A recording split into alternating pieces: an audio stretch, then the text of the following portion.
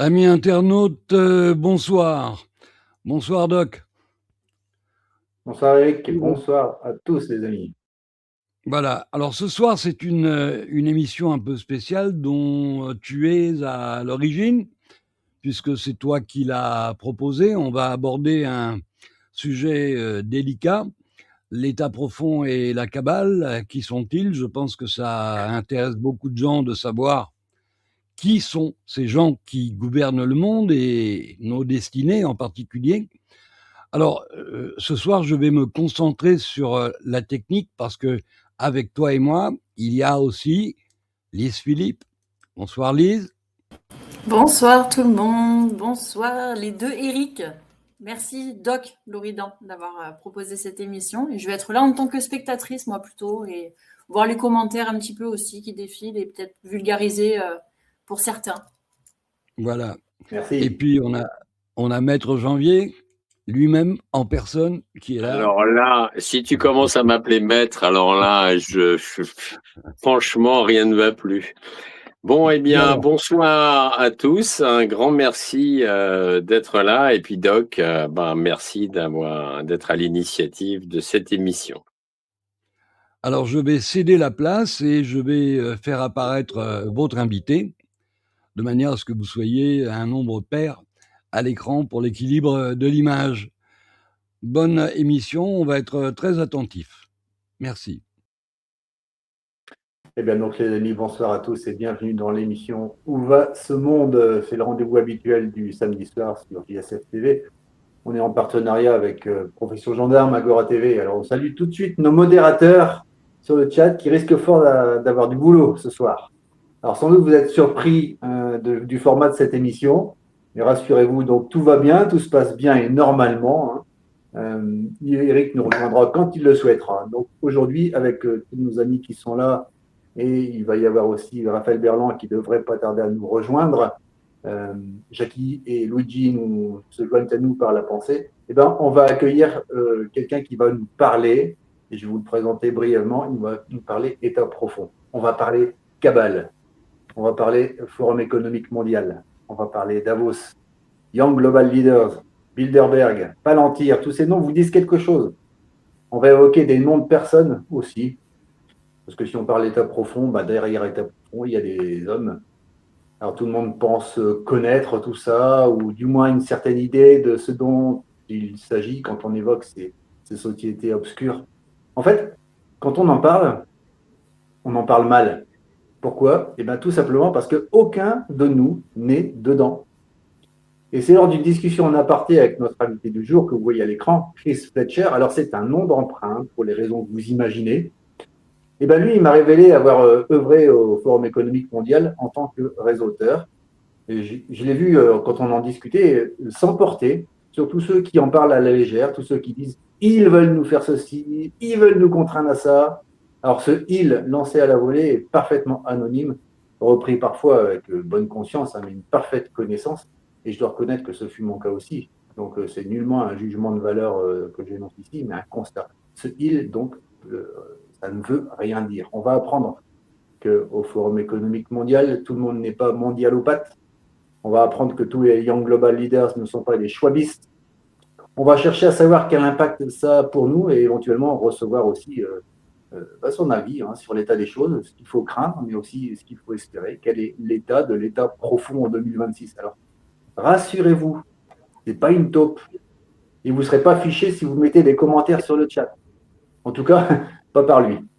Je réponds de lui comme de mon propre frère, et Claude, qui le connaît également, pourra confirmer. Ceci dit, si tout est clair dans sa tête, la chose est assez complexe et il va nous falloir être concis pour ne perdre personne. C'est pour ça que je vais aussi demander l'aide de tous mes amis qui sont ici.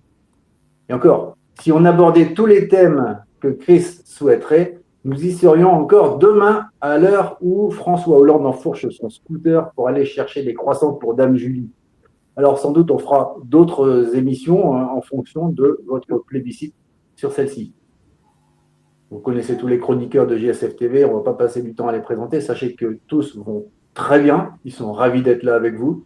Merci en tout cas pour votre disponibilité, un moment qui n'est pas celui qui est le vôtre sur cette chaîne.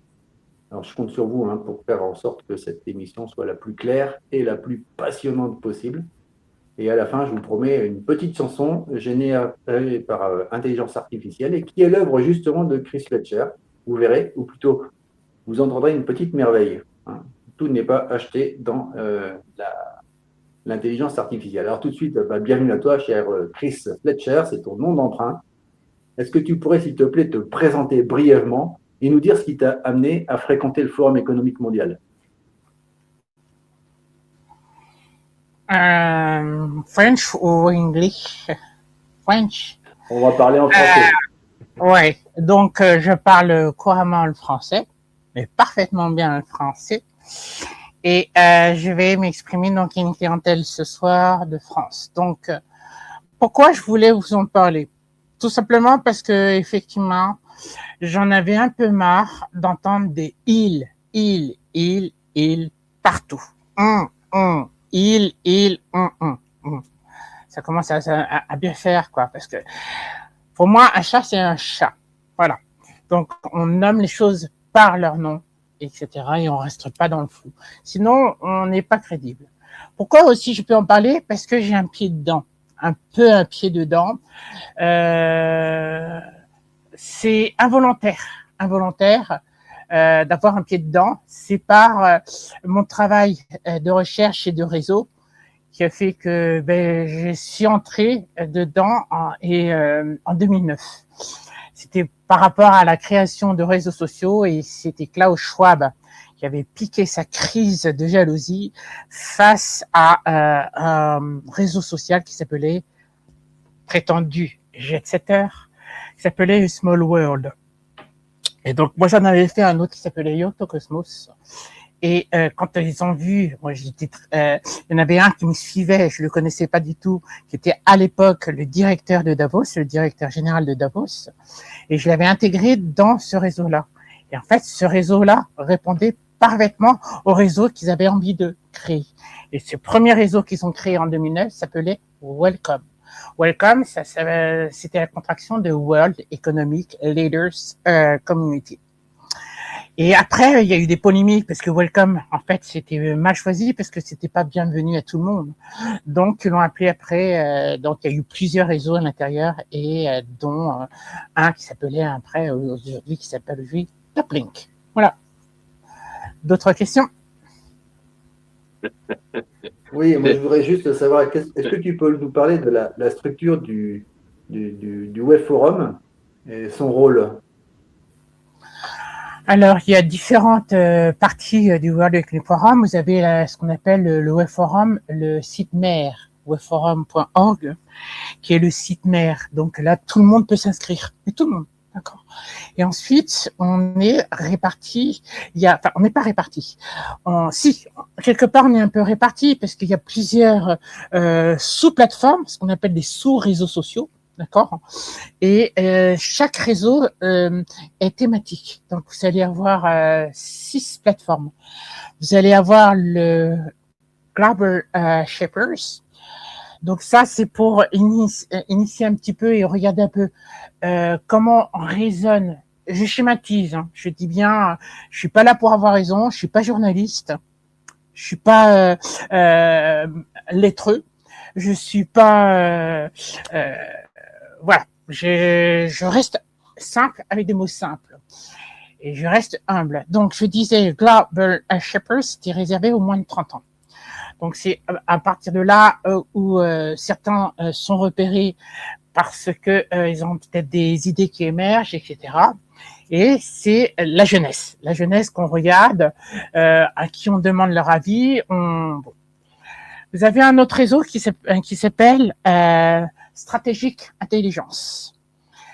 Je les ai plus en tête, j'ai donné ça à Eric, tout un fichier où j'ai donné les définitions. Je suis un peu paniqué parce que j'aime pas être interviewé. Et donc, c'est pas trop ton habitude. Non, moi j'aime bien rester dans les coulisses et voilà. Derrière, et puis je rigole beaucoup plus. Alors en tout cas, merci de sortir ta zone de confort pour nous.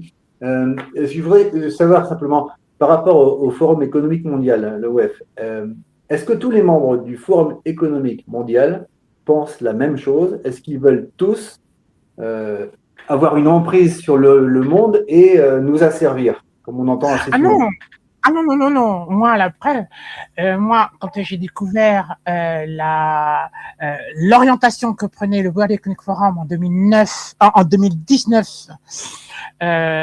donc avec les problèmes du Covid, etc., j'ai commencé à me poser des questions, quoi. Je dis, parce que pour moi, quand je suis rentré là-dedans, pour moi, c'était un réseau d'affaires à très haut niveau, certes, mais je n'ai pas vu un objectif géopolitique principalement. Voilà. J'ai vu plutôt quelque chose qui est en train de détruire la société petit à petit.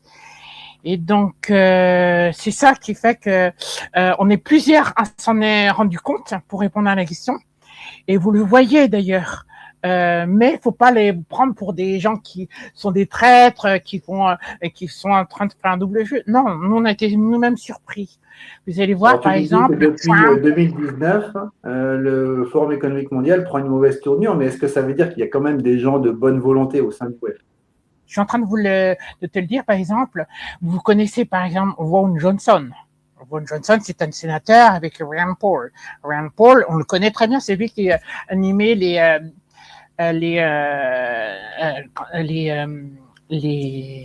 procès sénatoriales par rapport à Facebook, par rapport, vous voyez ce que je veux dire, d'accord? Mais ça, c'est des gens qui sont de notre camp. C'est-à-dire que vous allez avoir donc Rand Paul, vous allez avoir Ron Johnson, vous allez avoir quand ça s'appelle Trump, vous allez avoir Orban, soi-disant les extrêmes droites. Tous ceux qui vont pas rentrer dans la lignée justement mondialiste, dans cette pensée unique, eh bien ils sont catalogués extrême droite. Poutine aussi, Poutine fait partie aussi du World Economic Forum. Donc ce sont pour les têtes les plus connues, évidemment. Donc oui, il y a des gens qui sont ces gens-là justement font le. Est-ce que ces gens-là donc que tu nous cites font un peu le pendant des schwabistes, on va les appeler comme ça, et essayent de remettre les choses dans le bon ordre?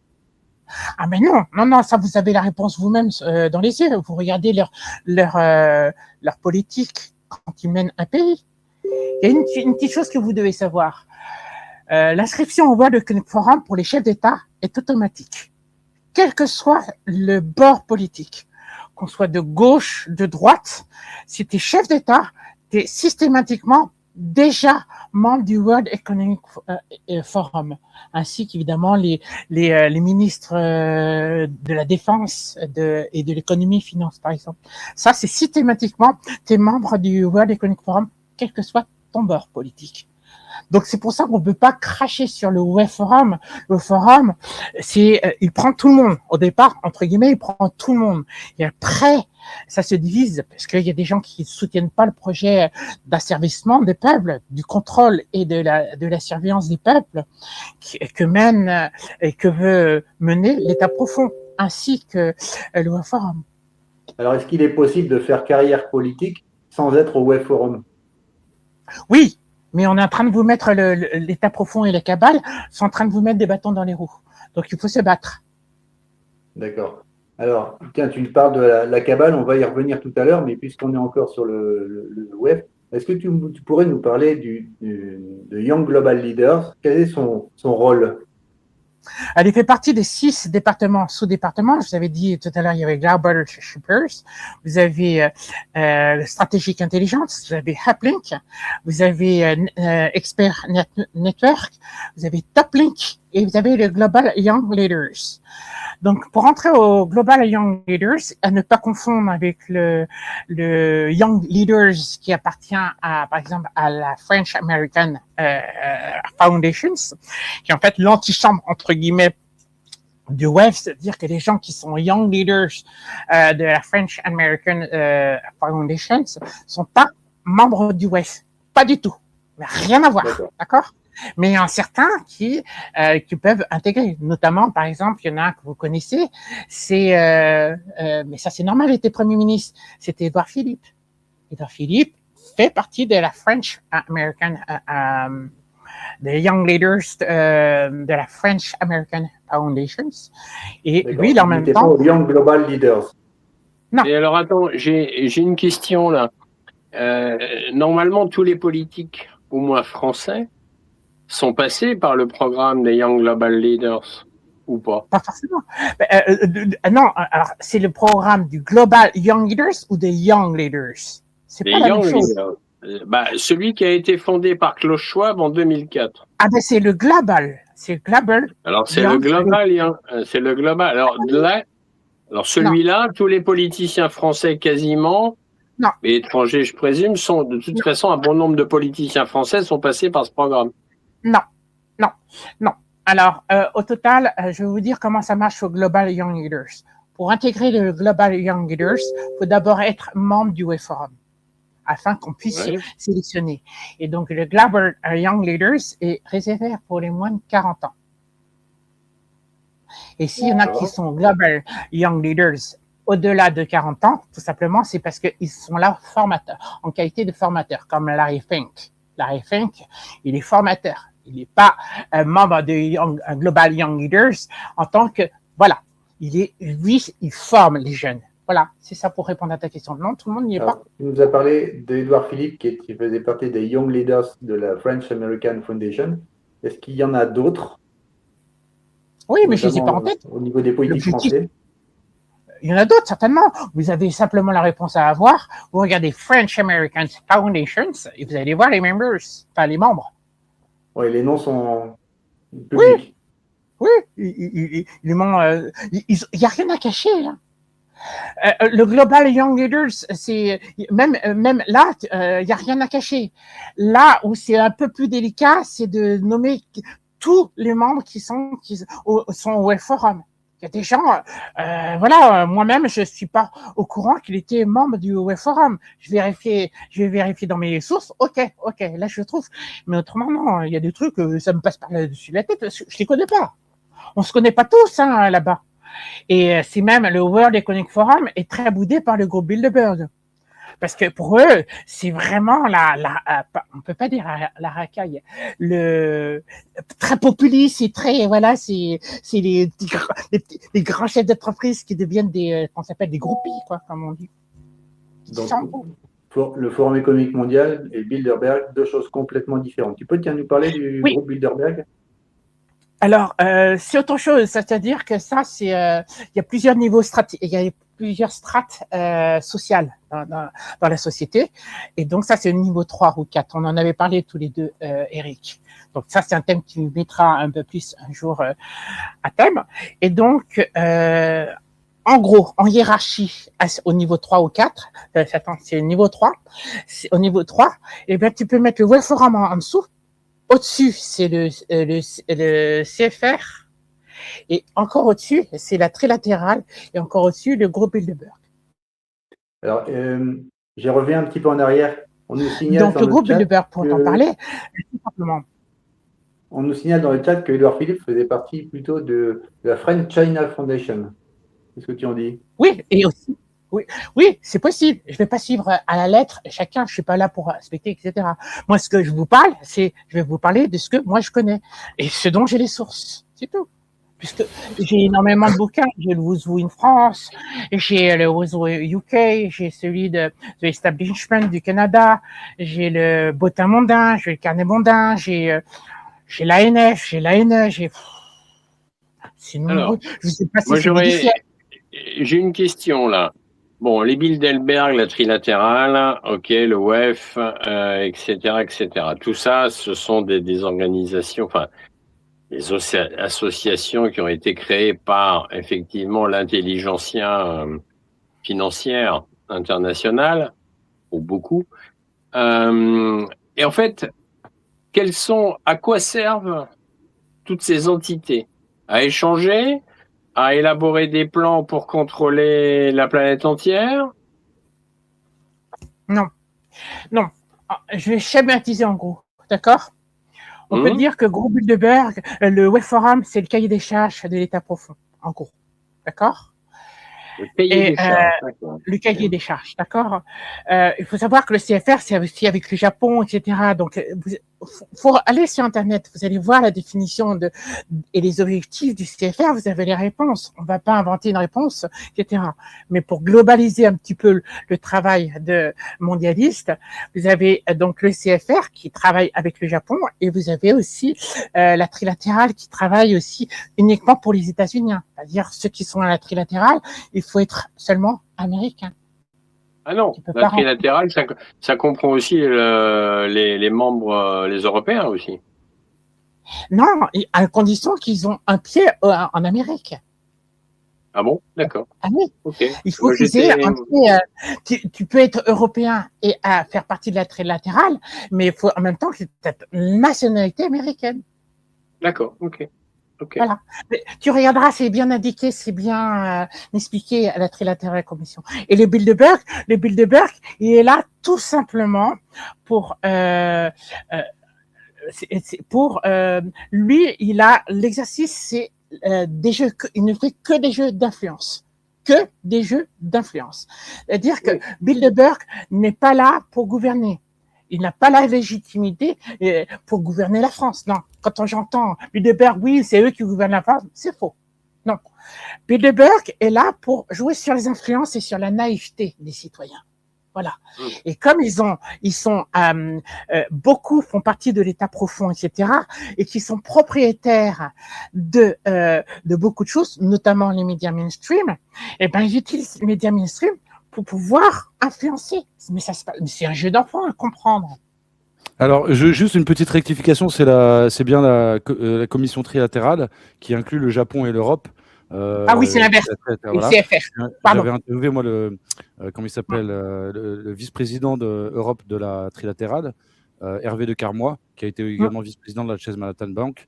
Et on avait parlé de Zbigniew Brzezinski, qui était un des membres importants, un des fondateurs de la trilatérale. C'était juste. Oui, Brzezinski, exact. Oui, tout à fait. C'est vrai. Alors, je voulais rebondir sur ce que vous avez dit, qui était très intéressant.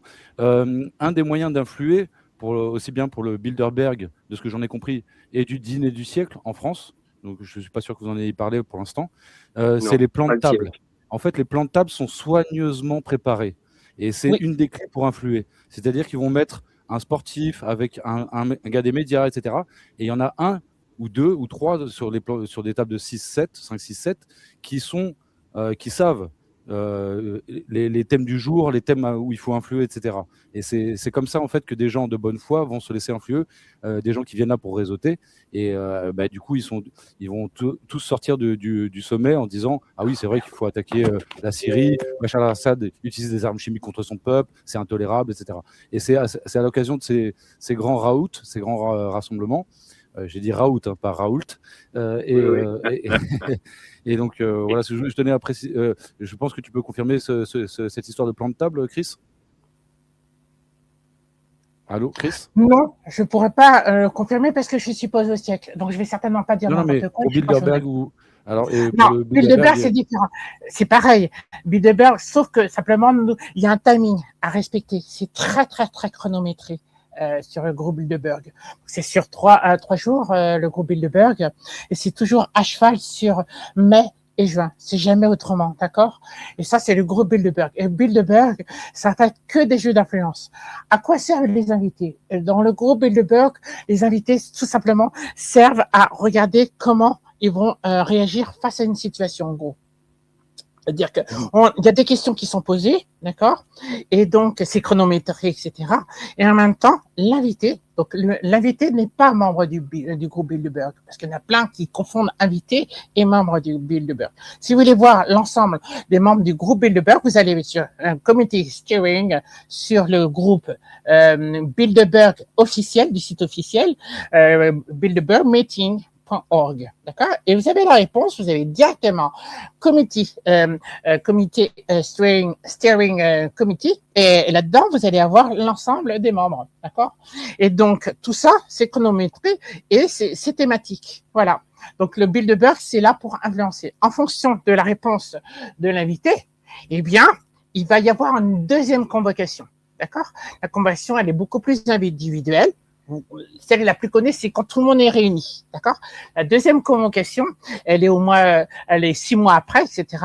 On va réitérer ce genre de questions et on observe la personne comment elle va s'y prendre par rapport à une question qui lui a été posée.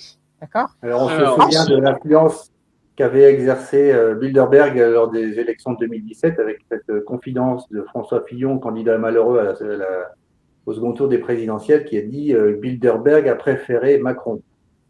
Et puis, oui, enfin, c'est aussi, comment il s'appelle ? Comment il s'appelle ? C'est De Villiers, Philippe de Villiers, qui avait dit mais qui avait demandé à Fillon, François Fillon, mais pourquoi tu vas au Bilderberg ? Et François Fillon aurait répondu, d'après Philippe de Villiers, mais qu'est-ce que tu veux ? Ce sont eux qui nous dirigent. Alors, oui, mais pas que si tu le permets, Raphaël, et si tu le permets, Chris, 2 secondes. En France, il y a trois, à confirmer par Chris, mais il y a 3 réseaux quand même importants. Il y a le Siècle, ça on vient d'en parler. Il y a aussi l'Institut Montaigne et il y a aussi le think tank de gauche, les GRAC, qui ont beaucoup poussé à l'élection d'Emmanuel Macron en 2017 et qui d'ailleurs reviennent sur la scène aujourd'hui. Là, depuis 15 jours, ils commencent à refaire des réunions parce qu'ils préparent l'élection présidentielle de 2027. Ah, ben, t'as été sage, dis donc, t'es un bon élève, t'as bien lu mes documents, dis donc, Jean-Claude. Effectivement, j'ai parlé des GRAC. J'ai failli aller à cette journée des GRAC, mais j'ai pas pu y aller. Mais sinon, sinon, j'aurais bien été faire un tour, d'autant plus qu'il y avait le gratin. Il y avait Édouard Philippe, il y avait Yael Braun-Pivet, il y avait François Hollande, enfin, il y avait toute l'intelligence socialo, droito, bref, bien dans le moule. Alors, en gros, ça je le traite. Alors, entre guillemets, c'est pas que je me gonfle les filles, mais ça, je le traite pas. Pourquoi ? Le niveau, entre guillemets, est trop bas. Dans le sens que ça, c'est une influence en interne en France. C'est ce qui se passe en France. Moi, je regarde pas ce qui se passe en France. Moi, le fait d'être à l'international, j'ai une autre vision. C'est-à-dire que dans les étapes, dans les niveaux avec qui on avait parlé, Eric, les différents niveaux, les strates sociétales, moi, en fait, je suis passé de la 1 directement à la 3. Je suis pas passé par la 2. Et les GRAC, le Siècle, etc., c'est le niveau 2.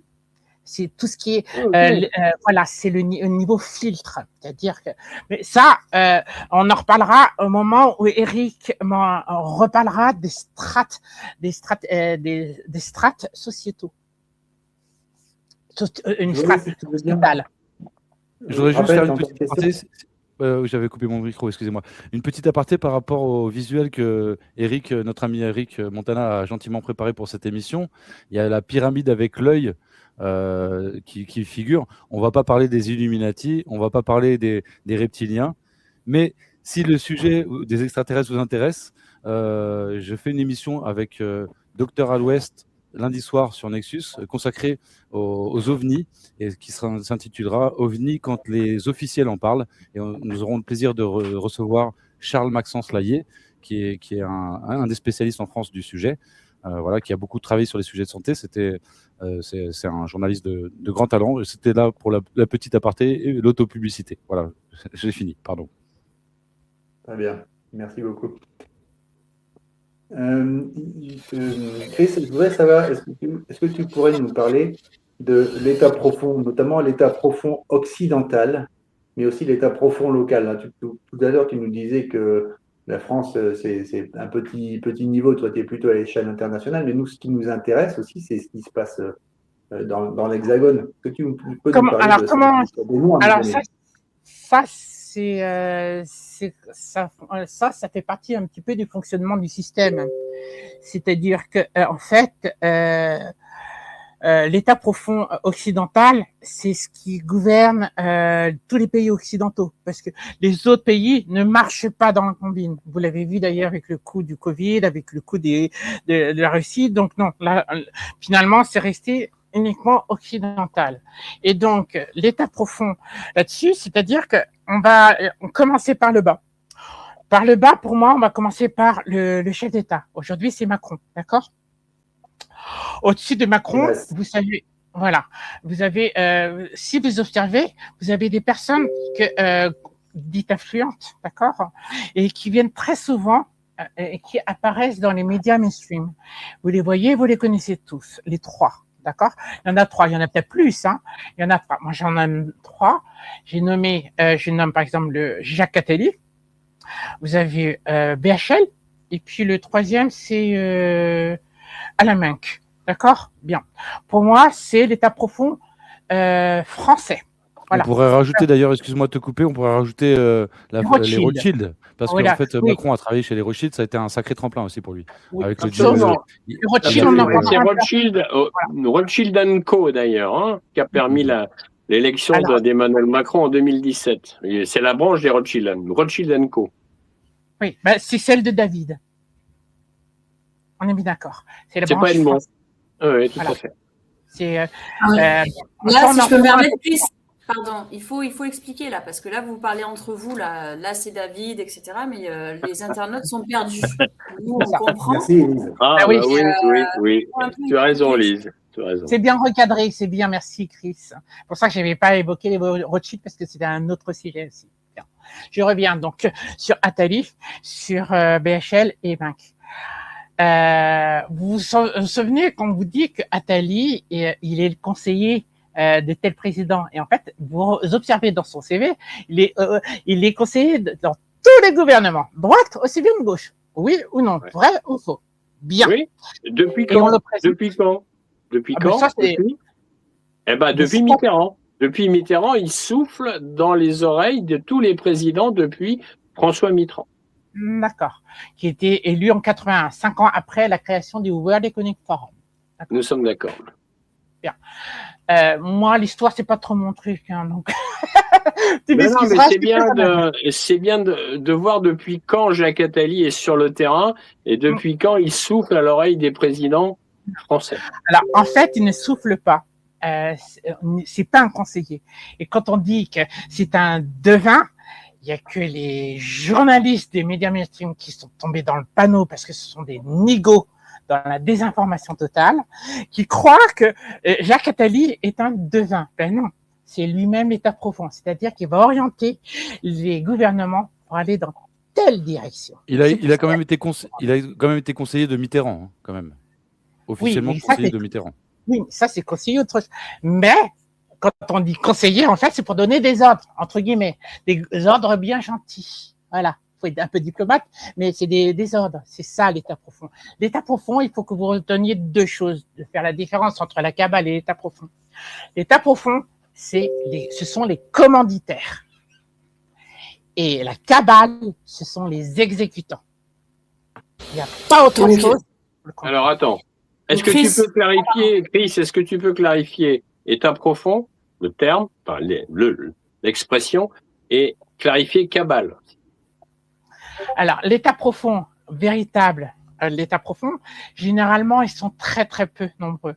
Et en l'État profond occidental, c'est généralement les 1% des plus riches de la planète qui sont propriétaires des 99% des richesses de la planète.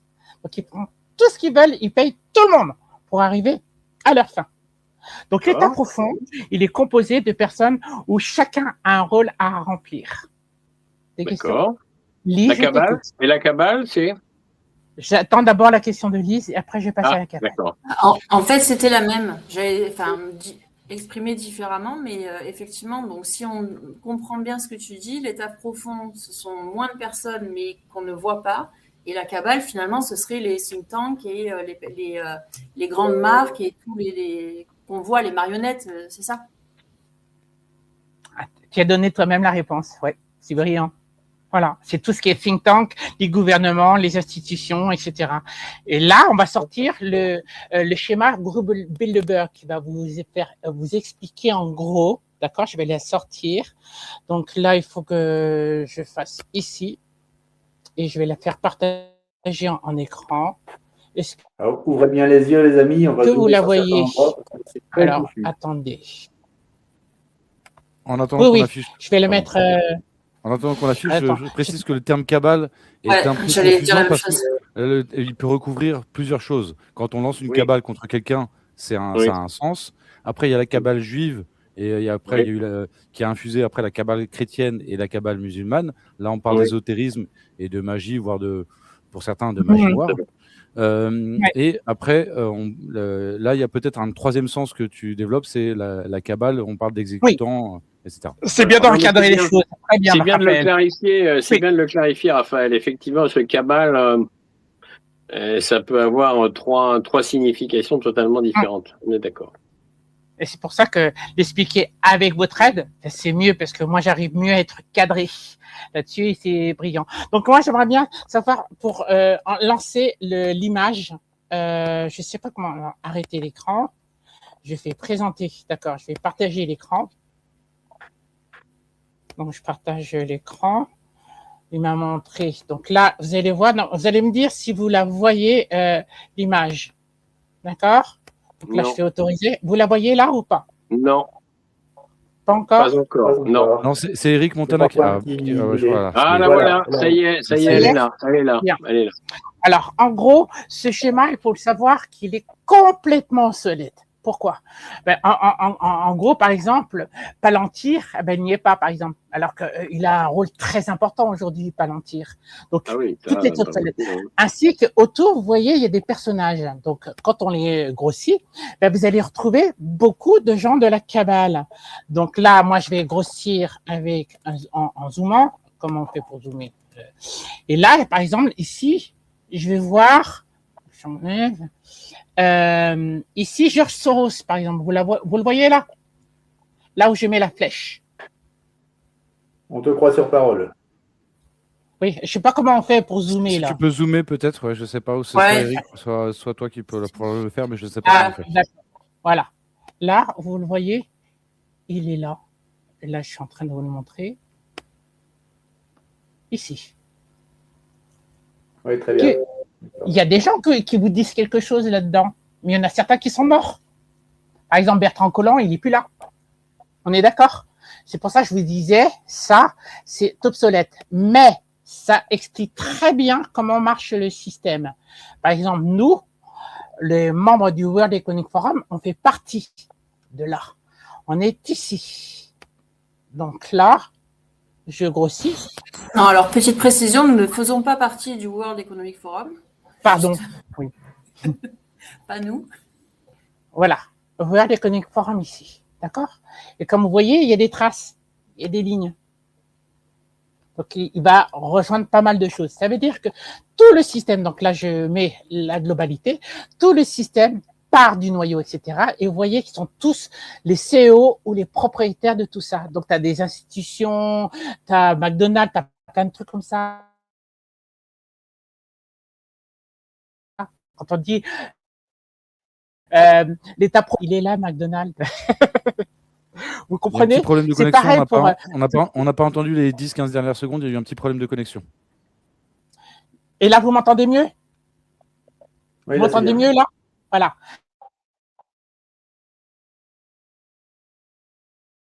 On vous avait dit, oui, à manger comme des insectes, des trucs comme ça. Ben oui. Par exemple, McDonald's, c'est dégueulasse, comme vous dites. Ben, il est là, McDonald's. Les entreprises d'insectes, ils vont faire partie de ce noyau-là, etc. Vous comprenez maintenant comment ça marche le système? Tout est relié. Et c'est ça qui est très difficile à combattre. Est-ce que vous comprenez maintenant mieux le sens du système? Je dis bien du système mondialiste. Ça, c'est pas Bilderberg, c'est pas vrai ça. Bilderberg, c'est simplement les membres qui le constituent autour, d'accord?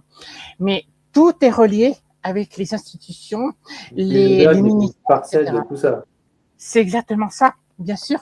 Le groupe Bilderberg n'est tout simplement que un réseau, un think tank, qui a pour objectif d'influencer.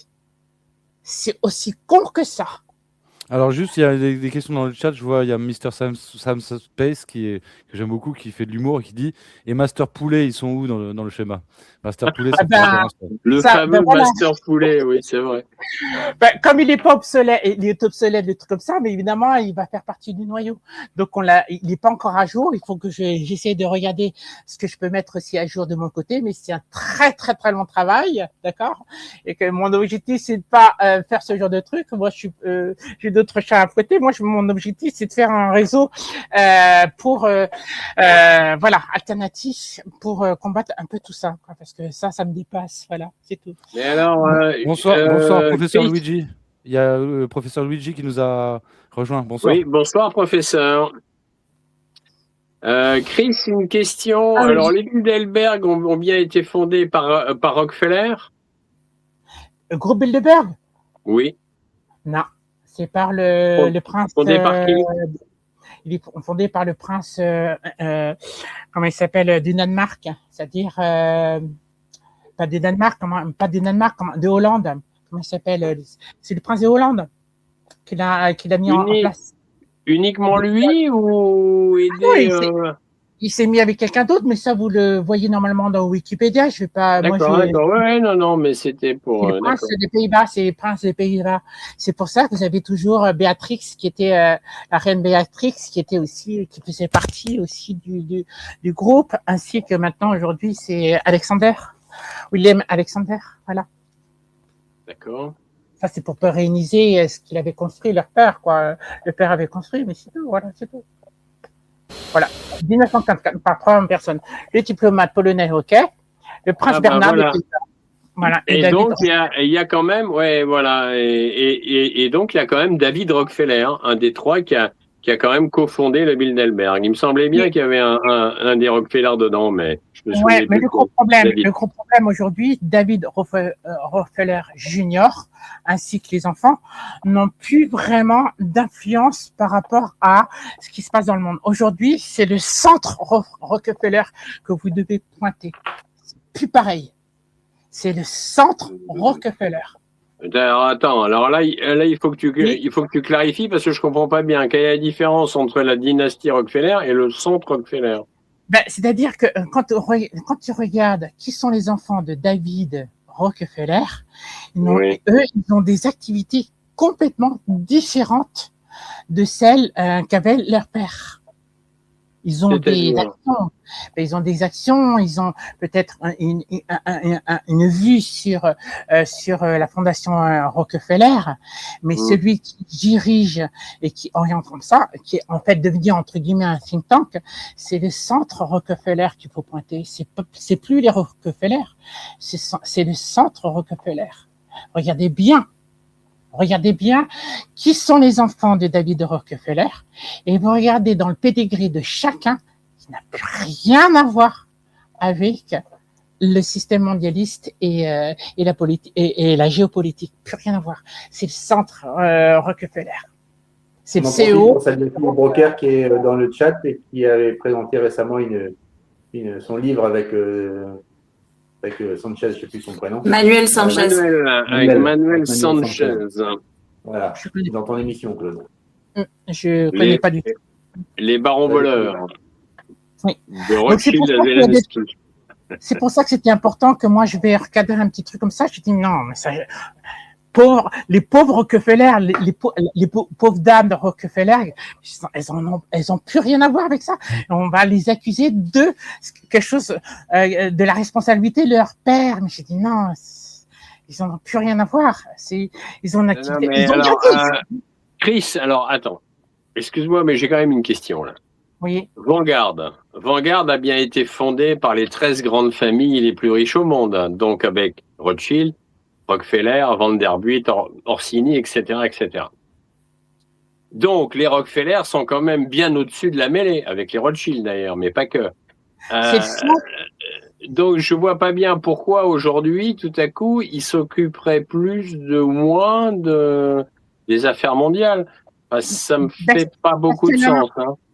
Si tu veux, David Rockefeller, senior, qui est mort, évidemment, il a passé la main au centre Rockefeller. Oui, mais le centre Rockefeller, il y a bien des Rockefeller dans le centre Rockefeller, c'est pas des inconnus. Oui, mais c'est comme s'ils étaient dans un conseil de surveillance. C'est ça que je suis en train d'essayer. Voilà. D'accord. Ok. Un conseil de surveillance. Donc ils ont la main mise toujours. D'accord. Ok. Ils ont un peu la main, mais c'est pas eux qui vont avoir le côté décisionnaire ou tu vois ce que je veux dire. C'est pas eux qui vont tracer quelque chose. C'est le centre Rockefeller qui va définir ça. Et eux, ils gardent un œil là-dessus, effectivement. Alors, j'aimerais que. Après, j'irai pas plus loin là-dessus, mais il faut comprendre la globalité des choses. Que non, je vais pas accuser des personnes qui sont pas complètement en faute de ce qui se passe aujourd'hui. Tu vois ce que je veux dire? Alors, Ça me je semble voudrais. un peu indélicat. Parce qu'on a parlé de beaucoup de réseaux entre guillemets mondialistes et beaucoup de personnalités. J'aimerais qu'on aborde deux sujets en particulier, parce que moi je vais malheureusement, à partir de 21h, je vais devoir vous quitter parce que j'ai des obligations familiales, donc je vous prie de m'excuser. Mais il y a on va dire, il y a deux projets au niveau mondial qui me semblent se distinguer, en tout cas être assez puissants et assez influents. Le premier, c'est le projet sioniste. On a déjà entendu des gens comme Bernard-Henri Lévy et d'autres, ou Jacques Attali, qui, à mon avis, font partie peut-être de ce projet-là, ou alors ils sont carrément plus mondialistes et transhumanistes. Mais il y a le projet sioniste, c'est-à-dire avec Jérusalem comme capitale, un gouvernement mondial avec Jérusalem comme capitale.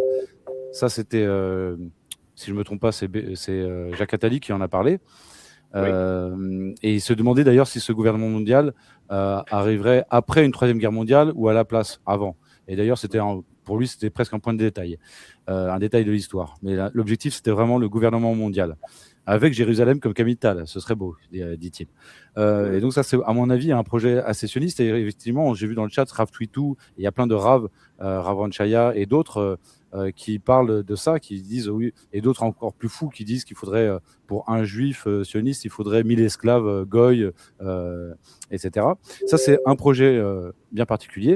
Et il y a l'autre projet qui est plus transhumaniste, qui est plus globaliste, on va dire, dans le sens où c'est la finance apatride. Alors ça se recoupe peut-être avec le projet sioniste, mais là, il y a vraiment un projet de société qui est, j'ai envie de dire, millénaire, c'est-à-dire qu'il voit loin. Le projet transhumaniste, c'est l'interface homme-machine, c'est les sociétés ultra-individualistes, compétitives et matérialistes. Voilà, pour faire court. Quelle est ta perception de ces deux projets-là? Est-ce qu'il y en a un qui domine l'autre? Est-ce qu'ils sont concurrents? Est-ce qu'ils se recoupent? Chris, qu'est-ce que tu en penses? Le sionisme et le transhumanisme. Alors, ce sont des thèmes où je n'ai pas vraiment réfléchi. Ce que je sais, c'est que je suis en train de faire une guerre contre l'antisémitisme, parce que les gens confondent, et ça, vous êtes aidés par toute la gauche, je dis bien toute la gauche, les mondialistes, etc., pour confondre l'antisionisme et l'antisémitisme. Moi, par exemple, je suis très antisioniste. Là, pour des raisons très personnelles, etc., mais certainement pas antisémite. Je comprends pas pourquoi on va cracher sur une personne qui est née juive, d'accord? C'est comme si une personne était née roturier. Ah, parce qu'elle n'est pas née prince, elle n'est pas née baronne, etc., donc je vais lui cracher dessus. Ah, parce qu'il est noir, donc il est noir, je vais lui cracher dessus. Mais c'est pas de sa faute. C'est pareil pour un juif, c'est pas de sa faute s'il est né juif. Il faut observer surtout que les sionistes, c'est quelque chose, c'est pas une religion. Pour moi, un dogme, c'est pas du tout une religion. Oui, c'est un projet politique qui est racialiste, qui est colonialiste et qui est oui, mais génocidaire. On voit que les mondialistes sont en train, voilà, mais en ce moment, on voit les mondialistes en train de faire confondre, d'essayer de pondre une loi pour mélanger l'antisionisme et l'antisémitisme. J'ai un problème, moi. Si j'instruis dans une cour, je me retrouve face à un juif antisioniste, je fais quoi, moi? Je suis obligé de prononcer un vice de forme, un vice de procédure. Je peux rien faire. Je peux pas instruire. Il est juif. Et c'est quoi le sémite? C'est celui qui habite autour de la mer Méditerranée. Alors juste, Chris, c'était important de le dire, effectivement, que le judaïsme n'a rien à voir avec le sionisme. C'est-à-dire qu'on peut être juif et antisioniste, et on peut être sioniste sans être juif. Par contre, ici, je pense que à la fois sur ce plateau et parmi les internautes qui nous suivent, aucun ne fait l'amalgame entre les deux. Donc, on peut passer au sujet suivant. Le rapport entre transhumanisme et sionisme. Non. Avant de répondre à ta question, il faut qu'une chose, je vais vous poser comme question. Dans les sionistes, parce que l'État profond est sioniste et pro-sioniste, d'accord? Je vais juste vous poser une question, d'accord? Vous prenez Attali, vous prenez Larry Fink, vous prenez, par exemple, Soros, Gates, etc. Trouvez-moi une photo où eux-mêmes portent la kippa. Pourquoi je dis ça? Parce que j'en ai marre que des gens, parce qu'ils portent la kippa, sont devenus « Ah, mais t'es sioniste ». Rien à voir. Et ça, je tenais à le préciser ici, pour pas qu'on nous traite d'antisémites et d'antisionistes. Antisionistes peut-être, mais d'antisémites. Et ça, je l'accepte. Non, mais après, vous dites la même chose avec Raphaël. Enfin, la même chose. Pas la même chose, mais vous Oui, mais je rejoignez tenais à en le tout cas. souligner. Oui, mais je Ouais, ouais. tenais à le souligner. C'est très important. Parce Après, qu'on il est faut- très écoutés. Lise, si tu me permets, en fait, être accusé d'antisémite, en fait, c'est un rayon paralysant. C'est-à-dire que le pouvoir s'en sert pour discréditer des vrais C'est ça. opposants, des opposants sincères. Il ne faut pas avoir peur d'être traité de manière indue du mot antisémite. Il ne faut pas avoir peur de ça, je pense. Ouais, Parce tout que à sinon, fait. Après, c'était pour qu'on puisse répondre à ta question. Effectivement, est-ce que le sionisme et, enfin, ce projet-là, en tout cas sioniste, et le projet global aussi dans lequel on est, nous, plus transhumaniste, c'est le terme que j'ai voilà. sorti, qui est à mon avis très important, Ouais. le transhumanisme. Ouais. Est-ce que ça se rejoint ou ce sont deux projets différents, parallèles ou... Pour moi, ça se rejoint pas. Ça fait partie des programmes sionistes, mais c'est quand même deux choses différentes. Je vais pas mélanger deux choses. C'est de la géopolitique. Ça rentre pas forcément un dogme. Ça, c'est un truc, j'aurais pas forcément la maîtrise de vous dire et de traiter un sujet dont j'ai pas la maîtrise. Mais pour moi, c'est différent. C'est deux choses différentes. Je vais pas mélanger les deux choses. Chaque chose à sa place. Très bien. Est-ce que vous avez encore des questions sur ce sujet, les amis? Parce que moi, j'en ai une pour toi, Chris, parce que tu nous as parlé brièvement tout à l'heure de Palantir. Oui. Est-ce que tu pourrais nous en dire un mot? D'où est-ce que ça vient et quel est son rôle exact? Alors, Palantir, c'est quand même inquiétant, cette société. Alors lui, c'est-à-dire c'est Alex Karp, je vais le considérer aussi un des membres de l'État profond, parce qu'il s'est vachement enrichi avec ça. Donc l'un des deux c'est la collecte, tout simplement, c'est la collecte des données de chacun. Voilà, c'est tout. Et pour ça peut être une sacrée arme pour pouvoir détruire une personne. Ça, c'est pas bon. Ça, c'est vraiment quelque chose de très négatif. Palantir, pourtant tout le monde tous les mondialistes, toute la classe politique est à genoux devant ce Palantir parce que tu récoltes pas mal de données. Le côté positif qu'on dit, mais en fait, c'est beaucoup plus la chose négative qui... je vous ai dit, les mondialistes et la gauche, ils ont pas le sens du flair. C'est pas des gens qui savent vraiment réfléchir. Ils ont besoin d'un narratif, c'est des gens ils sont pas capables ils ont pas la capacité de réfléchir plus loin que le bout de leur nez. Et après, ils vont s'étonner qu'il y a des dégâts derrière. C'est tout. Alors, donc, si je peux me permettre de rajouter une petite précision sur Palantir. Palantir, c'est quand même une énorme société fondée par Peter Thiel, qui n'est plus aux commandes puisque c'est Alex Karp. Exact. Son client numéro 1, c'est quand même la CIA, c'est-à-dire que Palantir s'est spécialisé dans l'espionnage et dans la surveillance. Le principal client en France de Palantir, c'est la DGSI, quand même. Oui. Et j'ai lu le manifeste que Palantir vient de sortir il y a pas longtemps d'ailleurs, et quand on lit le manifeste de Palantir, si j'avais encore des cheveux, il se serait dressé sur ma tête.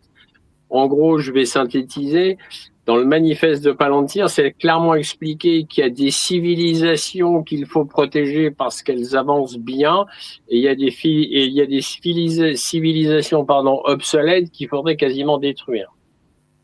on a commencé un petit peu. En raccourci, je cite le manifeste de Palantir.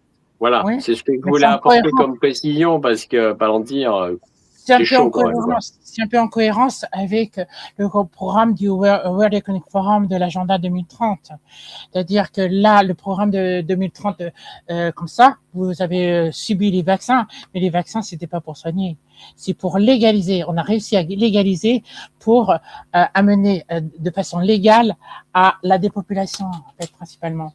Il y en a certains qui l'ont lâché, d'autres ne savent pas encore. Ils pensent que c'est quand ça s'appelle du complotisme, mais non. Mais la plupart, je le souligne bien, la plupart des journaleux qui se disent vous êtes des complotistes, il y a que 2 journalistes français sur le World Economic Forum. Il y en a que 2. D'accord. Donc, j'ai regardé, vous avez une vidéo, je vous ai mis tout à l'heure une vidéo qui prouvait que les il n'y a aucun de l'AFP et de l'ARCOM sont membres du World Economic Forum. Donc, ils ne peuvent pas traiter un sujet dont ils n'ont pas la maîtrise. Et dans le programme du World Economic Forum, il était stipulé quand même qu'il était important, et il y a des gens qui l'ont dit aussi, de réduire la population. Mais il faut le faire de façon intelligente et légale. Et c'est ce qu'ils ont réussi à faire au World Economic Forum avec le coût des vaccins et les partenariats de l'OMS. Alors, côté américain, pardon, vas-y. Non, c'est bon. Excuse-moi. Je voulais juste préciser deux quand même. Il y a l'interview que ce réalisateur américain par Infowars, Alex Jones, il avait interviewé un réalisateur d'origine hawaïenne dont le nom m'échappe. Aidez-moi. Je vous donnerai les coordonnées d'Alex Jones. Oui, et donc il avait interviewé à propos justement de Bilderberg, etc. C'est un réalisateur très très connu américain, ça va me revenir. Et l'autre, c'est Mel Gibson. Non. Un réalisateur vraiment très très engagé, très alternatif. Il parlait du 11 septembre, il parlait de toutes ces choses-là. Je vais faire une petite recherche, personne ne le donne pour l'instant dans le chat. Mais l'autre, c'est celui qui a fait l'ancien catcheur, l'ancien gouverneur américain, qui a fait toute une série de vidéos où on voit un moment Alex Jones qui dit « J'ai trouvé, c'est par les vaccins qui vont dépopuler ». Et les deux noms m'échappent. Oui, Alex Jones, c'est parfois insupportable. Je suis d'accord avec ce que dit Lazareth. Mais il a fait cette interview. Je vais vous donner la parole, puis je vais retrouver les deux noms parce que je déteste avoir des trous de mémoire. Excusez-moi, je regrette. Effectivement, moi, j'écoute pas trop Alex Jones, les trucs comme ça, parce que le gouverneur, c'est Ventura. Le gouverneur, c'est Ventura. Oui, j'ai Ventura, effectivement. Merci Eric, c'est Jesse Ventura. Il a fait une série d'interviews et à un moment, il y a une infirmière qui témoigne une infirmière qui témoigne qu'elle soignait une des personnes très influentes, une personne des 13 familles ou des 700 familles ou peu importe le nombre, et que sur son lit de mort, cette dame lui a dit It's almost time for the great cuttling. Il est presque temps pour le grand abattage. Because you are eating our resources. Parce que vous mangez, vous la plèbe, vous mangez nos ressources. C'est des paroles très très fortes. Et l'autre personne, ça va me revenir, le réalisateur qui avait été donc Jesse Ventura, il a fait plusieurs émissions qui sont extrêmement intéressantes sur ce sujet-là. Et l'interview d'Alex Jones, vous connaissez ce réalisateur. Oui, Aaron Russo. Merci Chaud Cacao. Aaron Russo, qui avait été interviewé par Alex Jones. C'est une très très intéressante interview. Elle date d'il y a longtemps. Il est mort d'ailleurs 1 an ou 2 après cette interview d'un cancer. Je ne sais pas s'il y a un lien d'effet de cause à effet, où il explique que, alors ça devait être Nicholas Rockefeller. Je ne suis pas sûr que ce soit un membre très central de la famille Rockefeller, mais en tout cas, ce serait ce Nicholas Rockefeller qui lui aurait fait des confidences avant le 11 septembre, sur le 11 septembre, que Aaron Russo n'a pas compris tout de suite et qu'il a compris quelques mois après le 11 septembre. Il lui dit, tu verras, on va aller en Afghanistan, on va aller chercher des gens dans des caves, etc. Et il lui parle de puces sous-cutanées, de plein de sujets comme ça. Très très intéressant sur tous les sujets dont on parle. Pardon, excusez-moi. Alors là, là-dessus, je vais beaucoup vous aider parce que je ne vais pas traiter quelque chose dont je n'ai pas vraiment la maîtrise. Par contre, je vous donnerai évidemment les coordonnées de Jesse Ventura et puis de l'autre, comment il s'appelle? Vous m'avez dit c'était pas Russo. Comment il s'appelle l'autre? Vous venez de le dire. C'est Jesse Ventura et puis Alex Jones. Et comme ça, il vaut mieux que vous traitiez directement en direct avec eux pour avoir un peu plus de précision. Parce que c'est vraiment un monde complètement que je ne maîtrise pas. Et voilà, j'ai besoin, moi, de sources sûres, pas des émissions comme ça où je n'ai pas accès non plus aux sources. Est-ce que vous me comprenez ou pas? C'est pour ça que je ne peux pas traiter ce genre de type de sujet parce que je n'ai pas la maîtrise, tout simplement. Bien sûr. Et d'ailleurs, Jean-Pierre André, dans le chat, dit c'est David Rockefeller et non pas Nicolas Rockefeller. Pardon pour mon imprécision. Ça peut arriver. C'est comme ça, il y en a beaucoup qui fondent avec Rothschild et de Rothschild, c'est pas du tout de la même famille. Pas du tout. Je crois beaucoup au cerveau collectif et donc merci le chat. Merci pour nous rectifier. Oui. Donc voilà, c'est ce que je voulais vous dire. D'autres questions? Alors moi, je voudrais savoir, Jean-Baptiste, on va peut-être passer à l'écran ce schéma que tu nous as transmis, qui est peut-être obsolète, mais qui nous donne quand même une sacrée idée de de ce qui ne peut même plus être appelé une pieuvre. Parce qu'une pieuvre finalement n'a que même 8 tentacules, si je ne suis pas très connaisseur dans le domaine, mais là, c'est énorme, c'est colossal, cette espèce Mais ça, de pourtant, sur oui, mais cette partout. image, elle est connue depuis très très longtemps, pourtant. Il y en a beaucoup qui la connaissent normalement, cette image. Je l'ai balancée il y a plus de 10 ans. Oui, mais la voir et connecter les réseaux, effectivement, c'est pas la même chose. Oui, c'est vrai. Ce que je veux dire, Chris, c'est que oui, on la connaît. Après, de faire les connexions, c'est pas forcément évident. En plus, c'est pas. Toi, tu peux zoomer dessus. Peut-être nous montrer un peu plus en détail, parce qu'on voit des grandes firmes qui sont les think tanks. Voilà. Donc là, je suis maintenant. Oui. Alors, vous avez le Club de Rome, Group of 30, vous avez Orders of the Mollet, vous avez Asia Society, International Crisis Group, Wise Club. Ah ben oui, ça fait partie des très le White Club, le Buddhas, tout ça, ça fait partie. Vous allez avoir, vous voyez, vous avez beaucoup de choses. Ouais, effectivement. Donc, je vais vous passer en revue, en gros. Ouais, si tu peux zoomer sur un peu tout le. Ouais. Ça coupe, excuse-moi, Chris, je ne pouvais pas te couper, mais ça coupe. Non, vous inquiétez pas. Je vais faire ça pour vous. D'accord? Il n'y a pas de problème. Donc, voilà. En gros.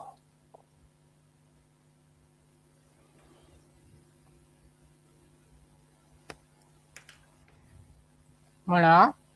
Donc, évidemment, c'est obsolète parce que dedans, vous allez pouvoir rajouter les sociétés comme Seattle. Ce sont, par exemple, les machines comme Dominion, etc., de vote. Il faut bien mettre les patrons, etc. Donc, oui, c'est ça. C'est tout ce qui concerne le système qui permet de laisser le mondialiste au pouvoir. Donc, il y a plein de trucs. Je voyais dans le chat qu'on parlait aussi de la City de Londres, qui est aussi une des matrices de cette Global Alliance, cette alliance globale. Et on pourrait remonter au-delà de la City à Oliver Cromwell. Donc là, c'est le XVIIe siècle.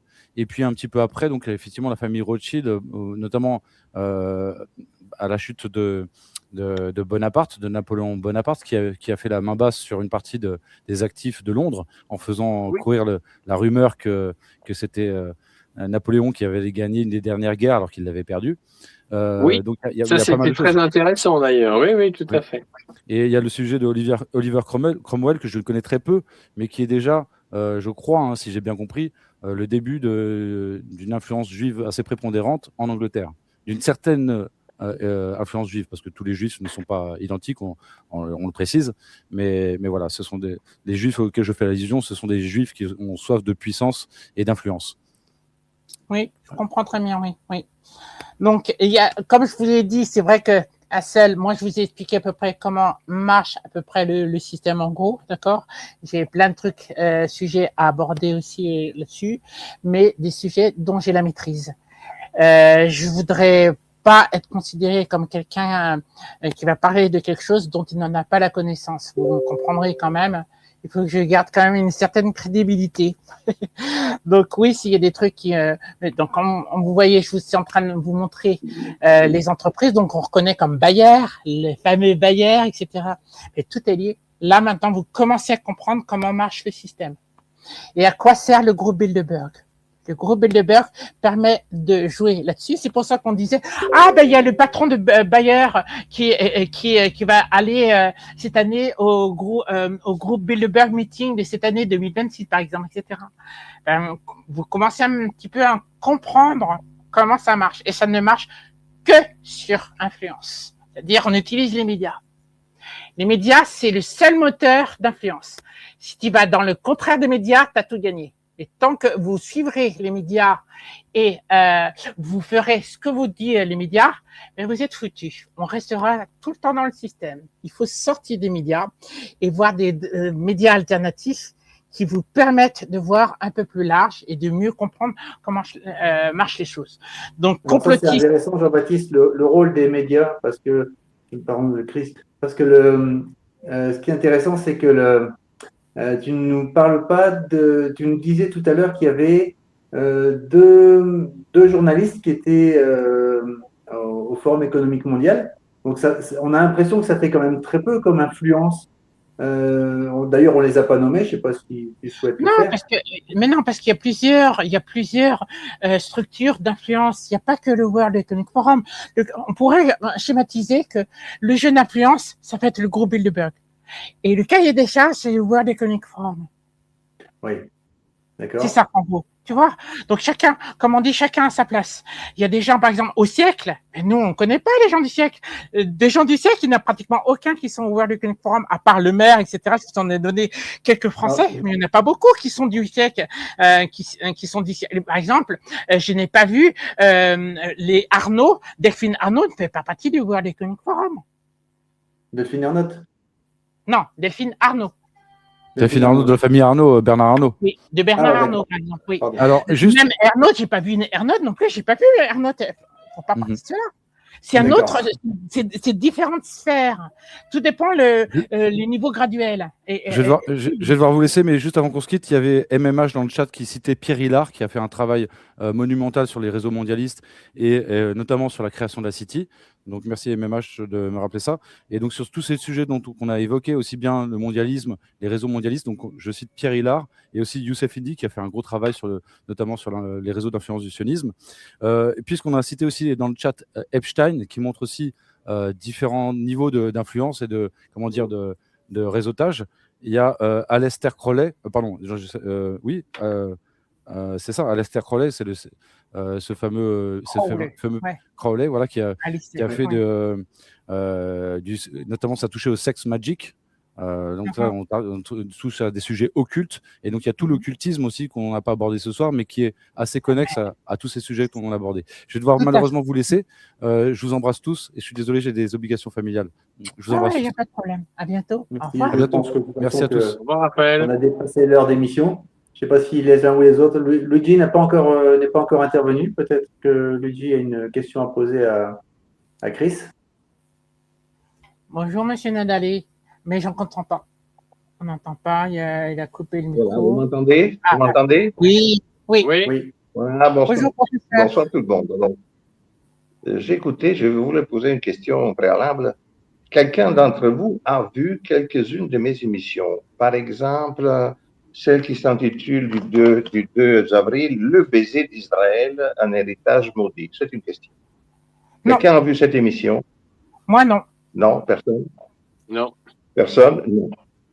Quelqu'un a vu l'émission, la dernière que j'ai fait, le 16 avril, qui s'est intitulé Le peuple élu, 2000 ans sous faux drapeau. Non plus. Non. Si, je l'avais vu. Évidemment, moi, le problème, c'est que moi, je n'écris pas ni d'articles ni de livres.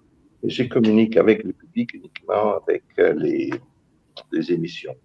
Et je ne suis pas un spécialiste du groupe Bilderberg, mais moi, je suis un professeur d'histoire.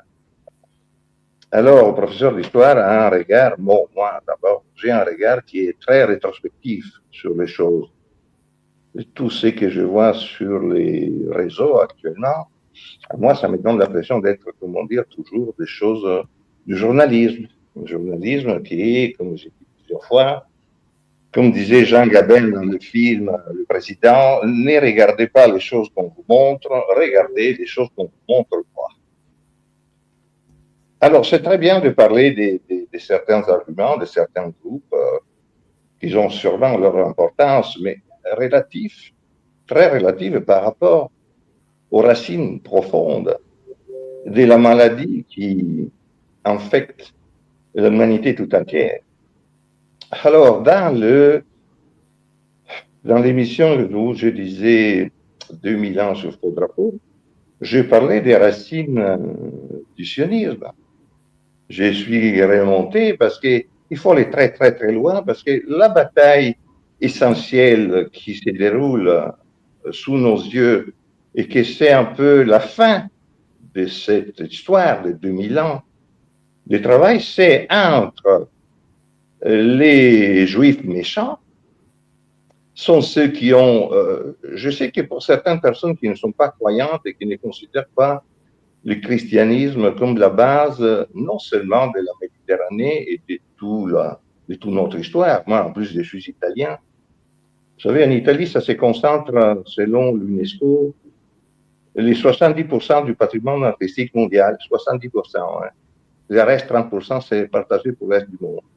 Les patrimoines artistiques, ça veut dire un ensemble de richesses spirituelles et de culture qui fait de l'Italie, encore aujourd'hui, et qui fait de l'Italie la cible principale de la cabale sataniste, sioniste, des mauvais Israélites. Parce qu'il faut dire les choses comme elles sont. Moi, je ne suis pas antisioniste, je ne suis pas antisémite, je suis antisioniste, évidemment, pas pour des raisons que ça. Ma femme, en plus, je le répète, elle est juive, une importante famille italienne. Donc, je connais les histoires juives de l'intérieur, surtout en Italie.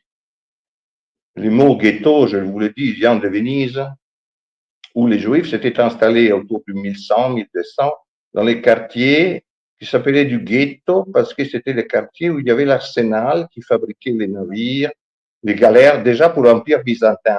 Bon, et ghetto, parce qu'ils fusionnaient le bronze qui était fait pour les canons, et puisque c'était un quartier malsain, et que ça coûtait très peu, les Juifs se sont installés là et ghetto, ça veut dire les jets du métal fondu pour faire des canons et tout le reste. Bon.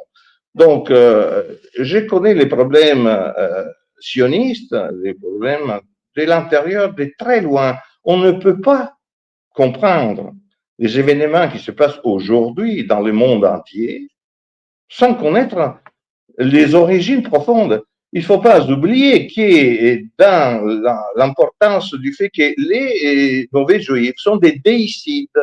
C'est la lutte mortelle entre les christianismes, les catholicismes, les faits qu'ils ont crucifié ce que, encore aujourd'hui, disons 1 milliard de catholiques croient. Moi, je suis italien, donc je suis catholique.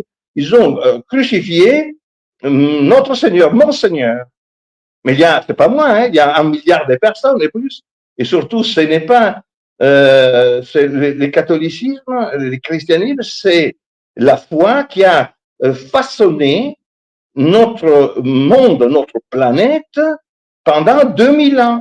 Il ne faut pas l'oublier. Et la lutte que les Israélites décident, ceux qui ont crié sur la place de Jérusalem, on veut Barabbas et crucifier Jésus, c'est une lutte qui dure 2000 ans pour imposer ce mensonge, c'est-à-dire qu'il était, je vois Claude Janvier déjà qu'il rigole parce qu'il a une attitude en étant un peu, comment dire, agnostique, je sais qu'il a une sympathie pour les philosophies orientales, le bouddhisme, etc. Et c'est tout à fait normal. D'ailleurs, le père de l'Église, dans la religion chrétienne, saint Thomas d'Aquin, c'est l'Aristote, comme l'Aristote c'est le chef de la philosophie grecque, saint Thomas d'Aquin c'est l'autorité énorme, absolue du christianisme et du catholicisme. Saint Thomas d'Aquin, dans la Summa Theologia en 1245, il dit, et je le répète, tout le monde a droit au paradis, ça n'importe pas la foi qu'il a, religieuse, politique, s'il est athée, n'a plus d'importance. Tout le monde a droit au paradis à 2 conditions fondamentales, la bonne volonté et la bonne foi. Sous cet aspect, je vous assure que même un terroriste islamique, soi-disant, parce que les terroristes sont islamistes, qui se fait péter dans un bus avec une ceinture explosive et qui va au paradis mais lui, il est convaincu parce qu'il a été, je ne sais pas, instruit, manipulé, que la guerre islamique contre la religion chrétienne est juste, contre les juifs c'est juste. Il pète avec sa ceinture, il va au paradis. Et moi, je peux vous assurer que selon saint Thomas d'Aquin, le bon Dieu lui dira, écoute mon pote, viens ici, tu n'as pas bien compris la chose, c'est-à-dire, tu as été manipulé, mais puisque tu étais en bonne foi et en bonne volonté, parce que se faire péter, c'est quand même volonté, tu viens en paradis. Alors, je ferme la parenthèse, mais ce qui est important, c'est de comprendre que tous les événements qui se déroulent à ce moment, que ce soit Trump, pas Trump, Poutine, la guerre du Golfe, la guerre des détroits d'Ormuz, ces conneries-là, moi je vous le dis, hein.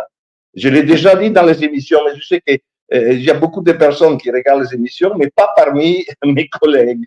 Parce que quand on fait un travail de journaliste, on n'a pas beaucoup de temps de regarder les autres. Je les connais, je connais les problèmes. Moi non plus, d'ailleurs, j'ai pas beaucoup de temps de regarder. Mais moi, je suis l'unique professeur d'histoire, attitré, disons, officiellement.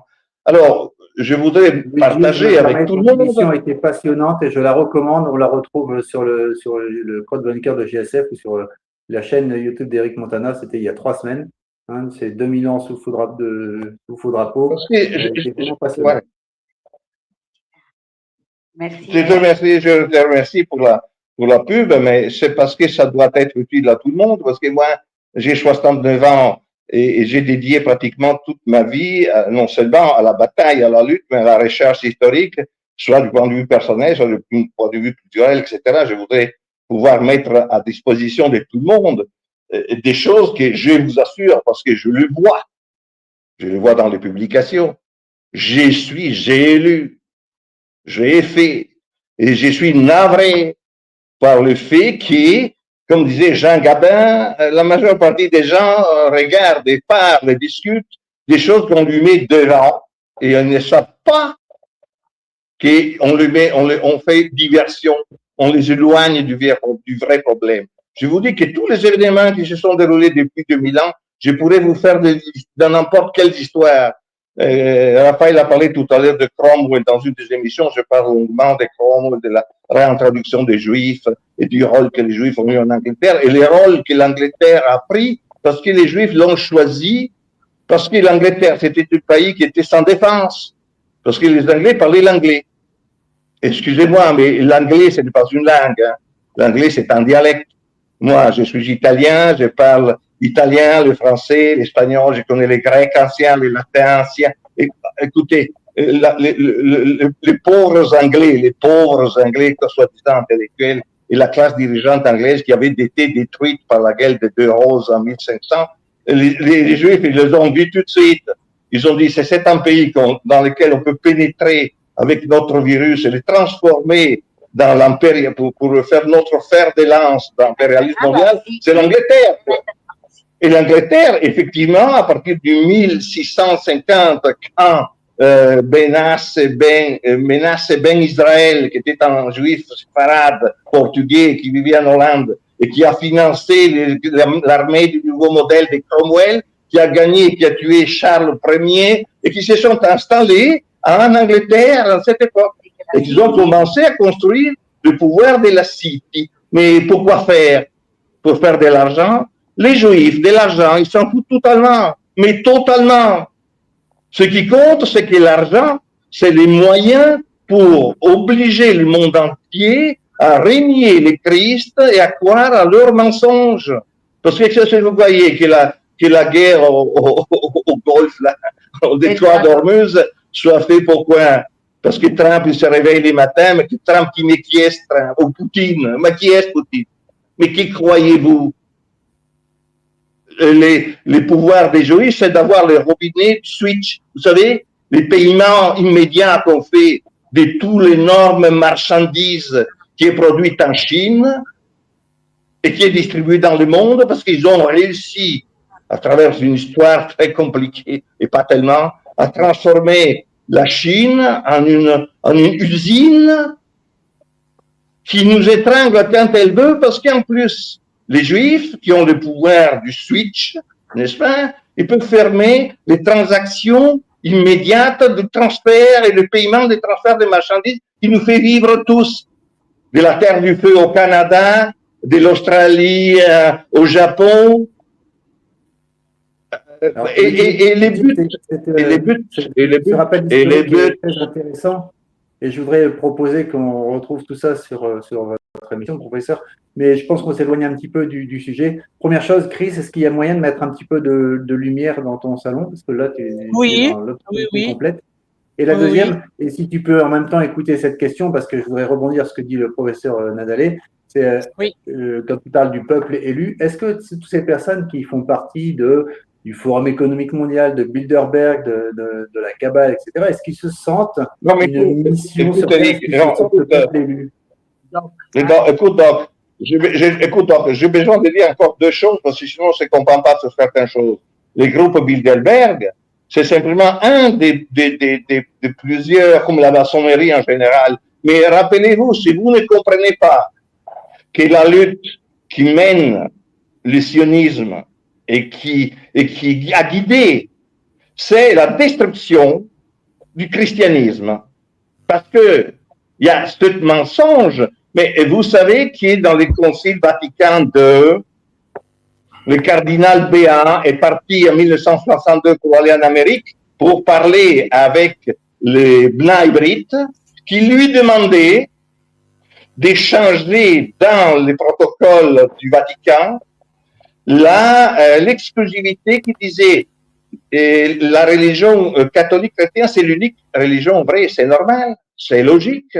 Parce qu'ils ont dit non, liberté religieuse, c'est normal, donc nous devons traiter de la même manière le fait que les Juifs ont tué le Christ, ils sont des déicides, ils l'ont crucifié, bon, c'est leur religion, donc ils sont pas méchants, c'est bon. Je vous assure, si vous allez à Paris et vous allez dans la façade nord de la cathédrale Notre-Dame que nos amis ils ont brûlé exprès pour montrer leur volonté farouche de détruire le deuxième monument mondial après Saint-Pierre à Rome, ben vous verrez la statue qui représente le peuple juif, qui a un serpent qui lui band les yeux comme ça, et qui ne lui permet pas de voir la vérité, n'est-ce pas? Parce que dans la religion catholique et chrétienne, dans nos évangiles, qui sont ceux qui ont construit la civilisation méditerranéenne, et la France est le produit du catholicisme et du christianisme. Il y en a marre de cette histoire de liberté, égalité, fraternité de la Révolution française. Vous le savez bien, qu'est-ce que c'est la Révolution française? Donc, il y en a marre de parler des conneries. Écoutez bien, moi je suis italien, donc quand je commence, il faut que je termine cette histoire. Oui, mais professeur, on s'éloigne. Alors, attendez. Donc, le cardinal Béat est allé au Bnei Brit, il est revenu avec pas l'autorisation, l'obligation de changer dans le protocole du Vatican II, de dire que la religion juive elle est bonne comme les autres, c'est-à-dire que moi, quand je fais le chemin de croix, je suis un con, quoi. Ils n'ont pas crucifié le Christ, et finalement, crucifier le Christ, c'est pas si grave. Et maintenant, c'est ça le résultat.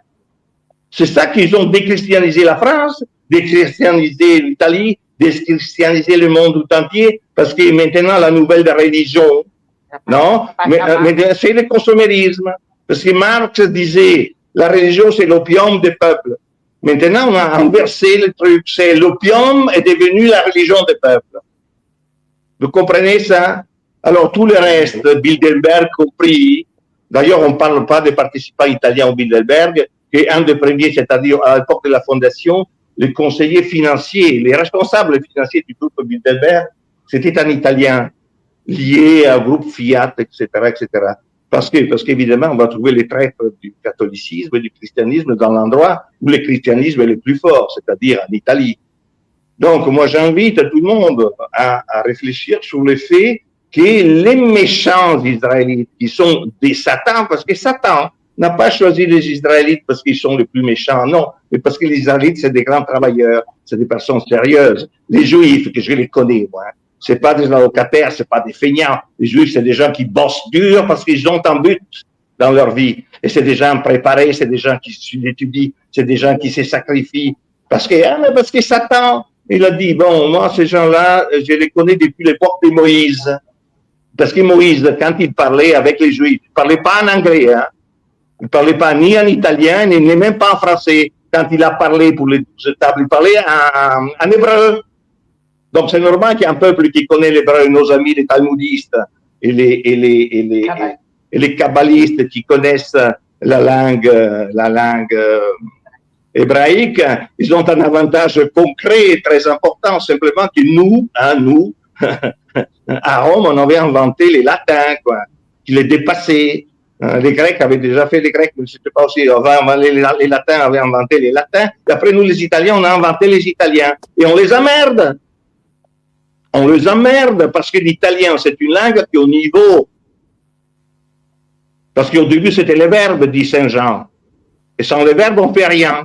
Et puisque l'italien, c'est une langue qui dépasse la langue kabbaliste et l'hébreu, ils veulent nous détruire.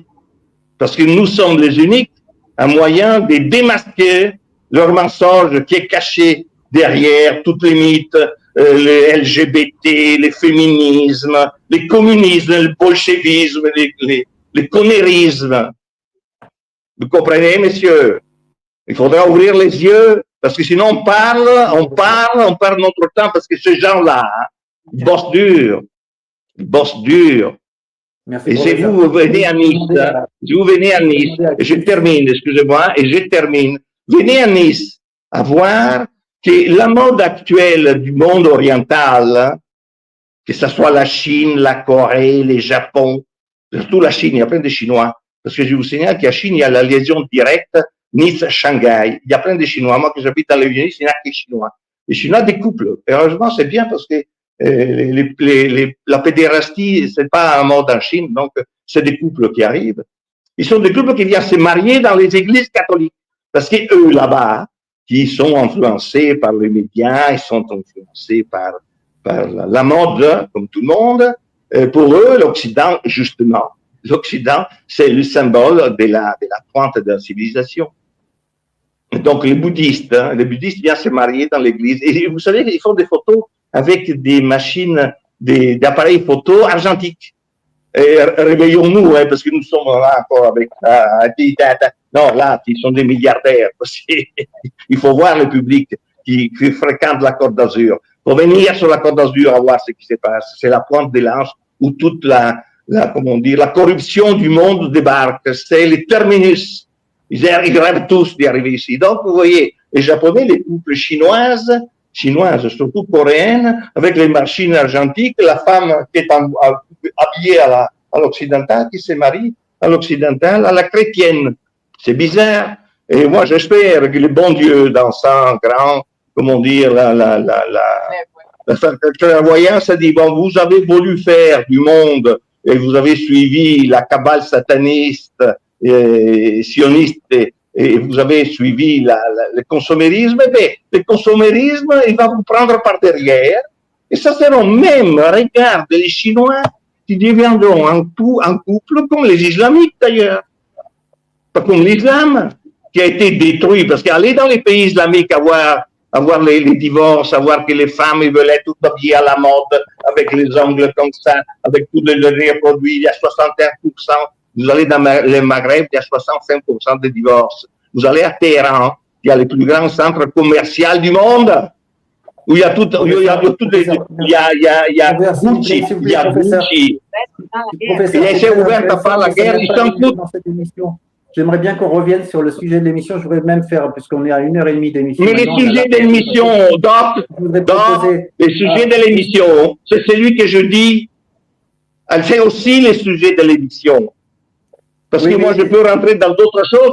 C'est le sujet de l'émission. Je parle de globalisme. Je voudrais donner une idée du globalisme. Je m'arrête, je vous conseille alors, de temps en temps, d'aller voir mes conneries que je dis dans les émissions. Et qui Eric Montana a la gentillesse, la courtoisie, la professionnalité de me suivre depuis 4 ans, avec une patience admirable. Et c'est probablement l'unique qui saisit un peu, parce que je sais, parce qu'on est d'accord sur un tas de choses.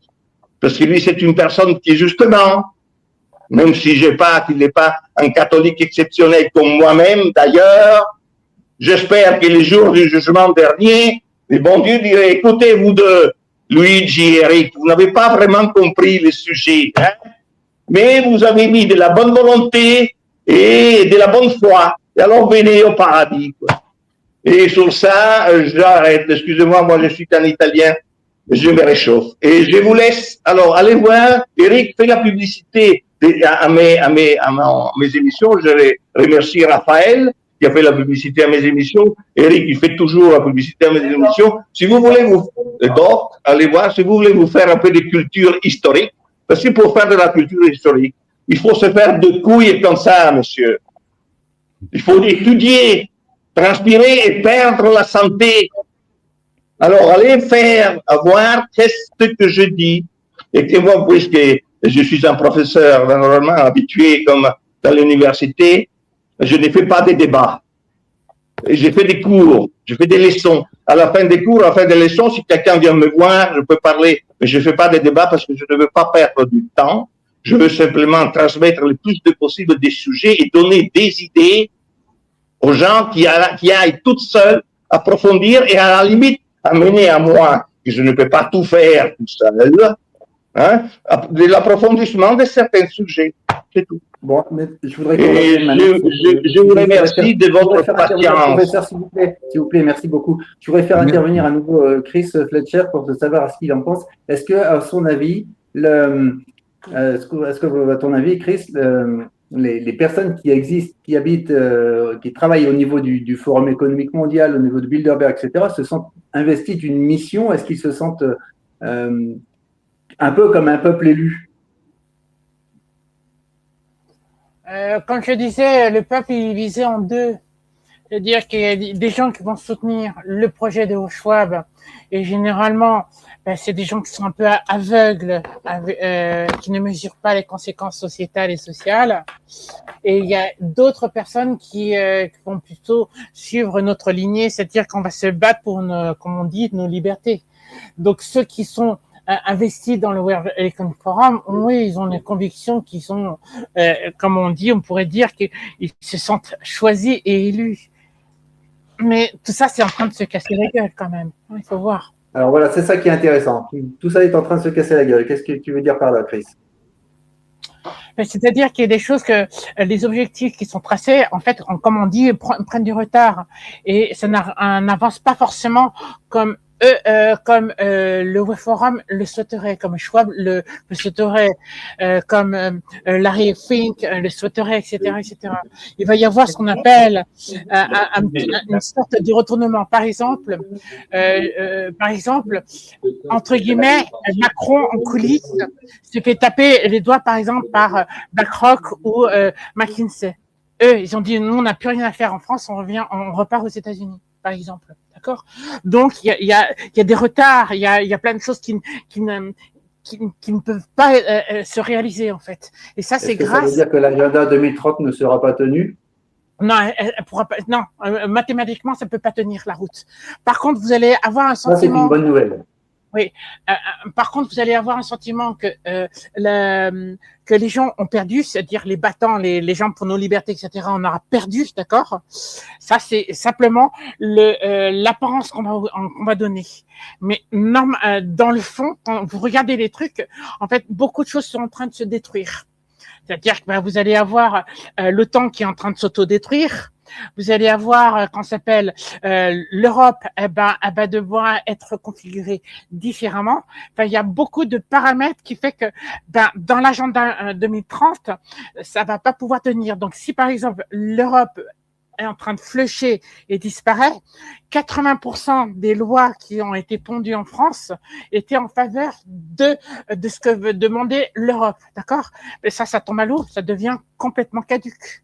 Donc, on est obligé de refaire. Mais pour cela, il faut faire acte de patience. Il faut vraiment faire preuve de patience. Il va y avoir des conséquences sociétales et sociales, c'est sûr. Mais il faut encore faire preuve de patience et surtout ne pas céder. Ouais, et du coup, Chris, ça veut dire qu'on va passer par des moments quand même compliqués.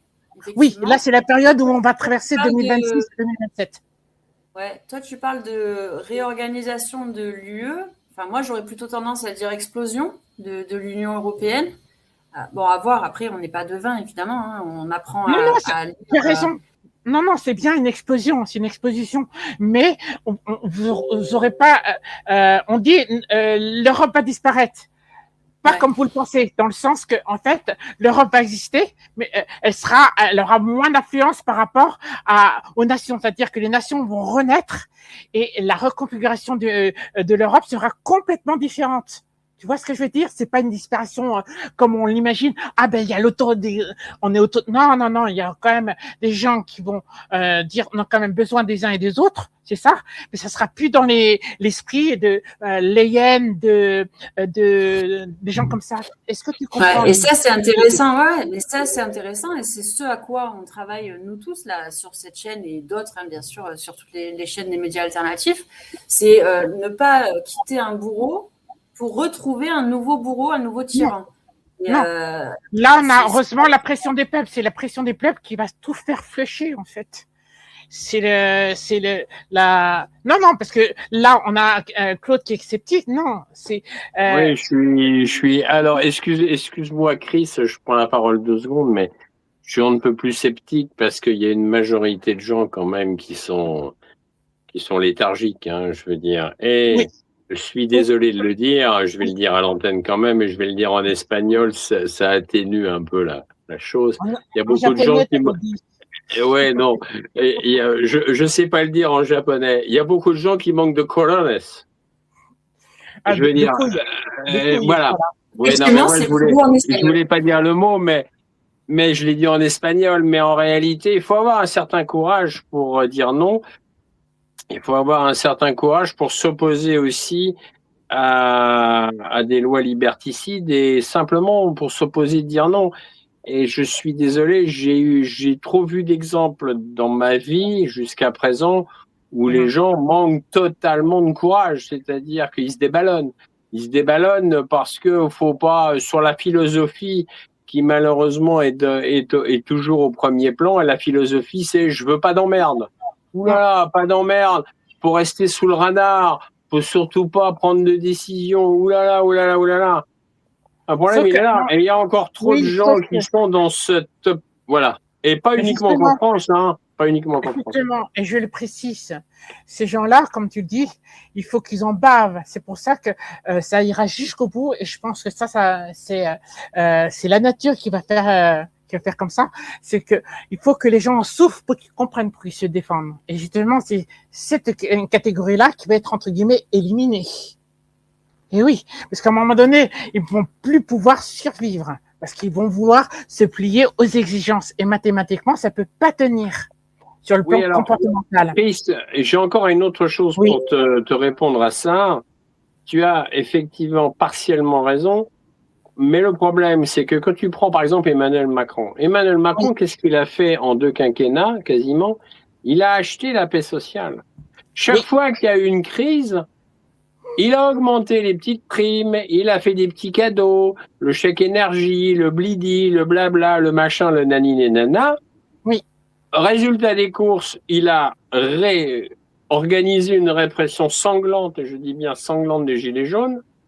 13 morts, 27 personnes ont perdu un œil, plus de 150 blessés graves qui auront des incapacités et qui seront handicapés à vie, etc., etc.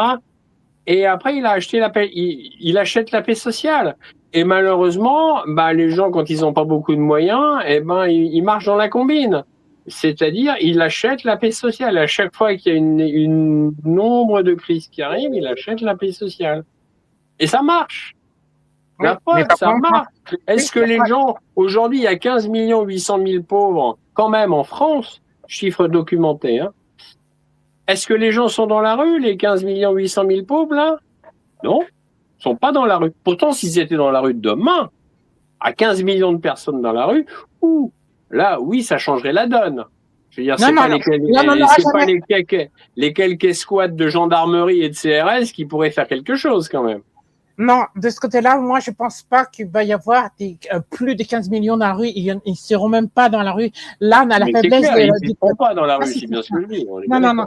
Mais c'est ceux-là qui seront en perte. C'est-à-dire, c'est eux qui vont être les perdants dans le sens que, en même temps, quand ils se font acheter en paix sociale, à un moment donné, tu as beau forcer le truc, tu ne peux plus y arriver. Parce que Macron, il est en train de terminer son mandat. Et la paix sociale, comme il n'y a plus d'argent dans les caisses, il y a plus de, non pas 3 milliards de dettes en France, il y en a plus de 5 000. Mais ça, on vous le dit pas. Il y a 7 000 milliards de dettes, ça je le sais, c'est chiffre documenté aussi. Mais ça, je sais. Oui, non, parce qu'on fait croire qu'il y a 3 000 milliards. Non. 7 000. La il y a gauche, 3 200, il y a 3 200 et 3 800 milliards qui s'ajoutent derrière. Ouais. La gauche et les mondialistes ont un point commun. Prendre toujours les gens pour des cons. Tout le temps. Insécurité. Vous le voyez bien avec les journalistes. Les journalistes sont pas fiables. J'aurais aimé animer un jour le thème les mondialistes et les complotistes. C'est le même nid parce que c'est la même identité avec le même procédé dans le mode de fonctionnement. Il y a quelques Ça petites. pourra faire effectivement l'objet d'une autre émission. Mondialisme et journalisme. Mais ça, je veux dire. Ah non, mais les mondialistes, c'est les premiers à vous prendre pour des cons. Et vous adorez ça. Je vous propose, si vous voulez bien, de clôturer ici cette émission. Nous sommes à 1h42 maintenant. Et juste peut-être, Chris, le mot de la fin pour toi, et puis on va en rester là. Qu'est-ce que tu peux souhaiter et conseiller à nos auditeurs concernant tout ce qui va arriver là? On a vu tout à l'heure avec Lise qu'on a de s'armer de patience. Voilà, surtout de s'armer de patience. Armez-vous de patience. Oui. De patience, de ne plus écouter les médias mainstream et de faire toujours l'inverse de ce qui a été dit si vous voulez au minimum vous en sortir. Tant que vous rentrerez dans la naïveté, c'est le jeu des mondialistes et du groupe Bilderberg, etc., avec les médias, etc. Tant que vous voulez rentrer dans cette naïveté, vous êtes fini. Et c'était le cas, le bel exemple que vous avez eu, c'était celui des vaccins. Les vaccins, vous avez dit plusieurs fois, c'était pas prêt au bout de quelques mois. Et là, vous les prenez. On n'est pas anti-vax. On est anti ce vaccin parce qu'il n'est pas prêt, il n'est pas au point. Et vous allez sombrer sur un narratif qui a été complètement fait et préparé pour les gens qui adorent être pris pour des cons. On voit qu'a priori, là, maintenant, ça ne marche plus. Hein. Ah non, ils ont compris trop tard. Ils ont compris trop tard, mais les trucs des agriculteurs, ça continue parce qu'ils font la même chose par rapport aux vaccins et aux animaux. Ouais. Donc ils vont toujours. C'est le même principe. C'est la peur. Ils fonctionnent que par la peur. Et là, ils sont en train de commettre un crime, ce que j'appelle des meurtres. C'est-à-dire que là, ils ont essayé de pondre une loi pour suspendre et geler les avoirs et les comptes bancaires pour, entre guillemets, vivre ensemble. Donc, si, par exemple, vous êtes avec un islamiste ambalite, je dis bien ambalite, c'est quoi l'islam ambalite? C'est le wahhabisme, c'est le salafisme, c'est l'État. Bon, ça, c'est ce qu'on appelle l'islam ambalite. Si vous acceptez pas de vivre ensemble, comme le fait Mélenchon ou les gens de la gauche, comme on disait là, au Molière là, qui prône en faveur des salafistes, d'accord, on nous condamne et on ferme, par exemple, on gèle les comptes bancaires. Mais ça, c'est pas une loi, c'est un meurtre. Et ça, au niveau de la magistrature, c'est très difficile à instruire. Parce qu'il fait comment pour se nourrir? On voit Geneva et ces gens-là comme ça, qui sont en train de commettre des meurtres envers des agriculteurs. Est-ce que c'est acceptable? Non. C'est inacceptable. C'est même pas inhumain, c'est des animaux. Là, je vais être très clair, les mondialistes et la gauche, ce sont des animaux. Ils n'ont pas de cœur. Voilà, eux, c'est le paraître. On va tempérer. Merde à la fin. Merde. Absence complète d'empathie. Là, je te rejoins parfaitement, Chris. Ah, c'est des animaux. On n'a pas affaire à des êtres humains, c'est des animaux. Merci beaucoup. J'espère que les choses sont un petit peu plus claires pour vous, les amis, sur ce qu'est le nouvel ordre mondial, sur ce qu'il en est exactement du Bilderberg, etc. C'est peut-être pas toujours très simple à suivre, mais c'est vraiment très important de le faire et de se mettre à l'écoute de personnes comme Chris qui nous y renseignent. Et puis surtout aussi de garder l'espérance, hein, parce que je me souviens toujours des mots de mon regretté ami, le docteur Olivier Soulier, qui nous disait, en voyant ce fatras qui nous arrivait, on vit une époque formidable. Et parce que, en fait, ce qu'il voulait dire, c'est que oui, ça va être difficile, mais tout est en train de se dévoiler. Et nous avons cette chance de vivre cette période-là. Et je pense qu'il faut pouvoir la saisir. Alors, ça va pas être très simple, c'est vrai. Mais on n'est pas là non plus sur Terre pour rester dans nos petites pantoufles et on a des choses à faire. Ah non, il faut surtout faire preuve de solidarité. Oui. Il faut surtout faire preuve de solidarité. Ah oui, il faut faire surtout preuve de solidarité. C'est le seul moyen. J'ai Les trié et fait preuve de solidarité. Au revoir. Les amis, je vous souhaite une excellente journée. On va vous passer maintenant le petit clip que je vous avais promis en début d'émission. Tendez bien les oreilles parce que vraiment cette musique, cette chanson, elle en vaut la peine. Au revoir. Au revoir.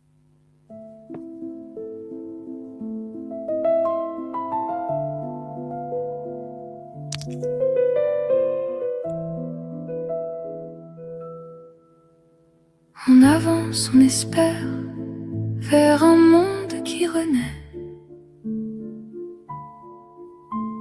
On déchire un à un les voiles du passé.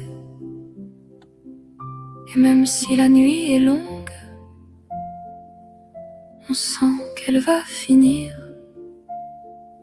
Préparez-vous au meilleur, il est là. Dans l'avenir, l'univers se rééquilibre. C'est la grande loi. Et la joie, la petite sœur de l'amour, se manifestera. Les humains sont endormis, un lit à peine ouvert, dans ce monde de brume où tout semble de travers. On nous ment, on nous guide avec des mots, des lois, cherchant un peu de vrai, perdu au fond de l'effroi. Mais celui qui projette le mensonge si fort ne sait plus lui-même où se trouve le vrai trésor. On avance, on espère, vers un monde qui renaît. On déchire un à un les voiles du passé. Et même si la nuit est longue, on sent qu'elle va finir. Préparez-vous au meilleur, il est là. Dans l'avenir, l'univers se rééquilibre. C'est la grande loi. Et la joie, la petite sœur de l'amour, apparaîtra. Mais écoutez, le chaos s'intensifier. Un grand vent de changement va tout emporter. Des portes vont s'ouvrir là où tout était fermé.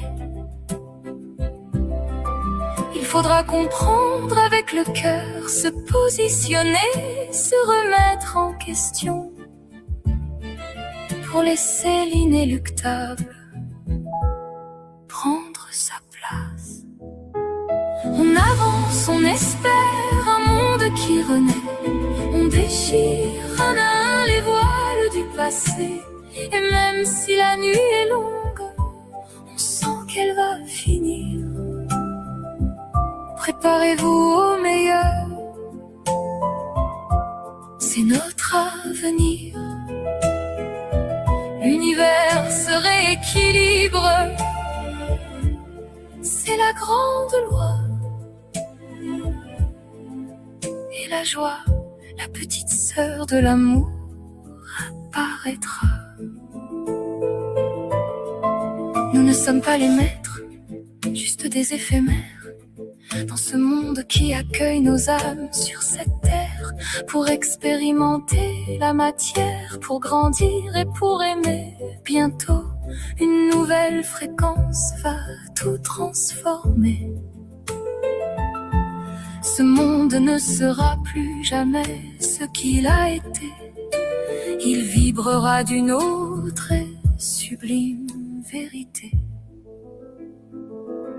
Alors, lâche prise, n'aie plus peur de tes peurs. Éclaire-les par l'amour, sèche toutes tes larmes. Ouvre ton cœur. Prends conscience de qui tu es, un être sacré divin. Libère-toi du passé et confiance en ton destin.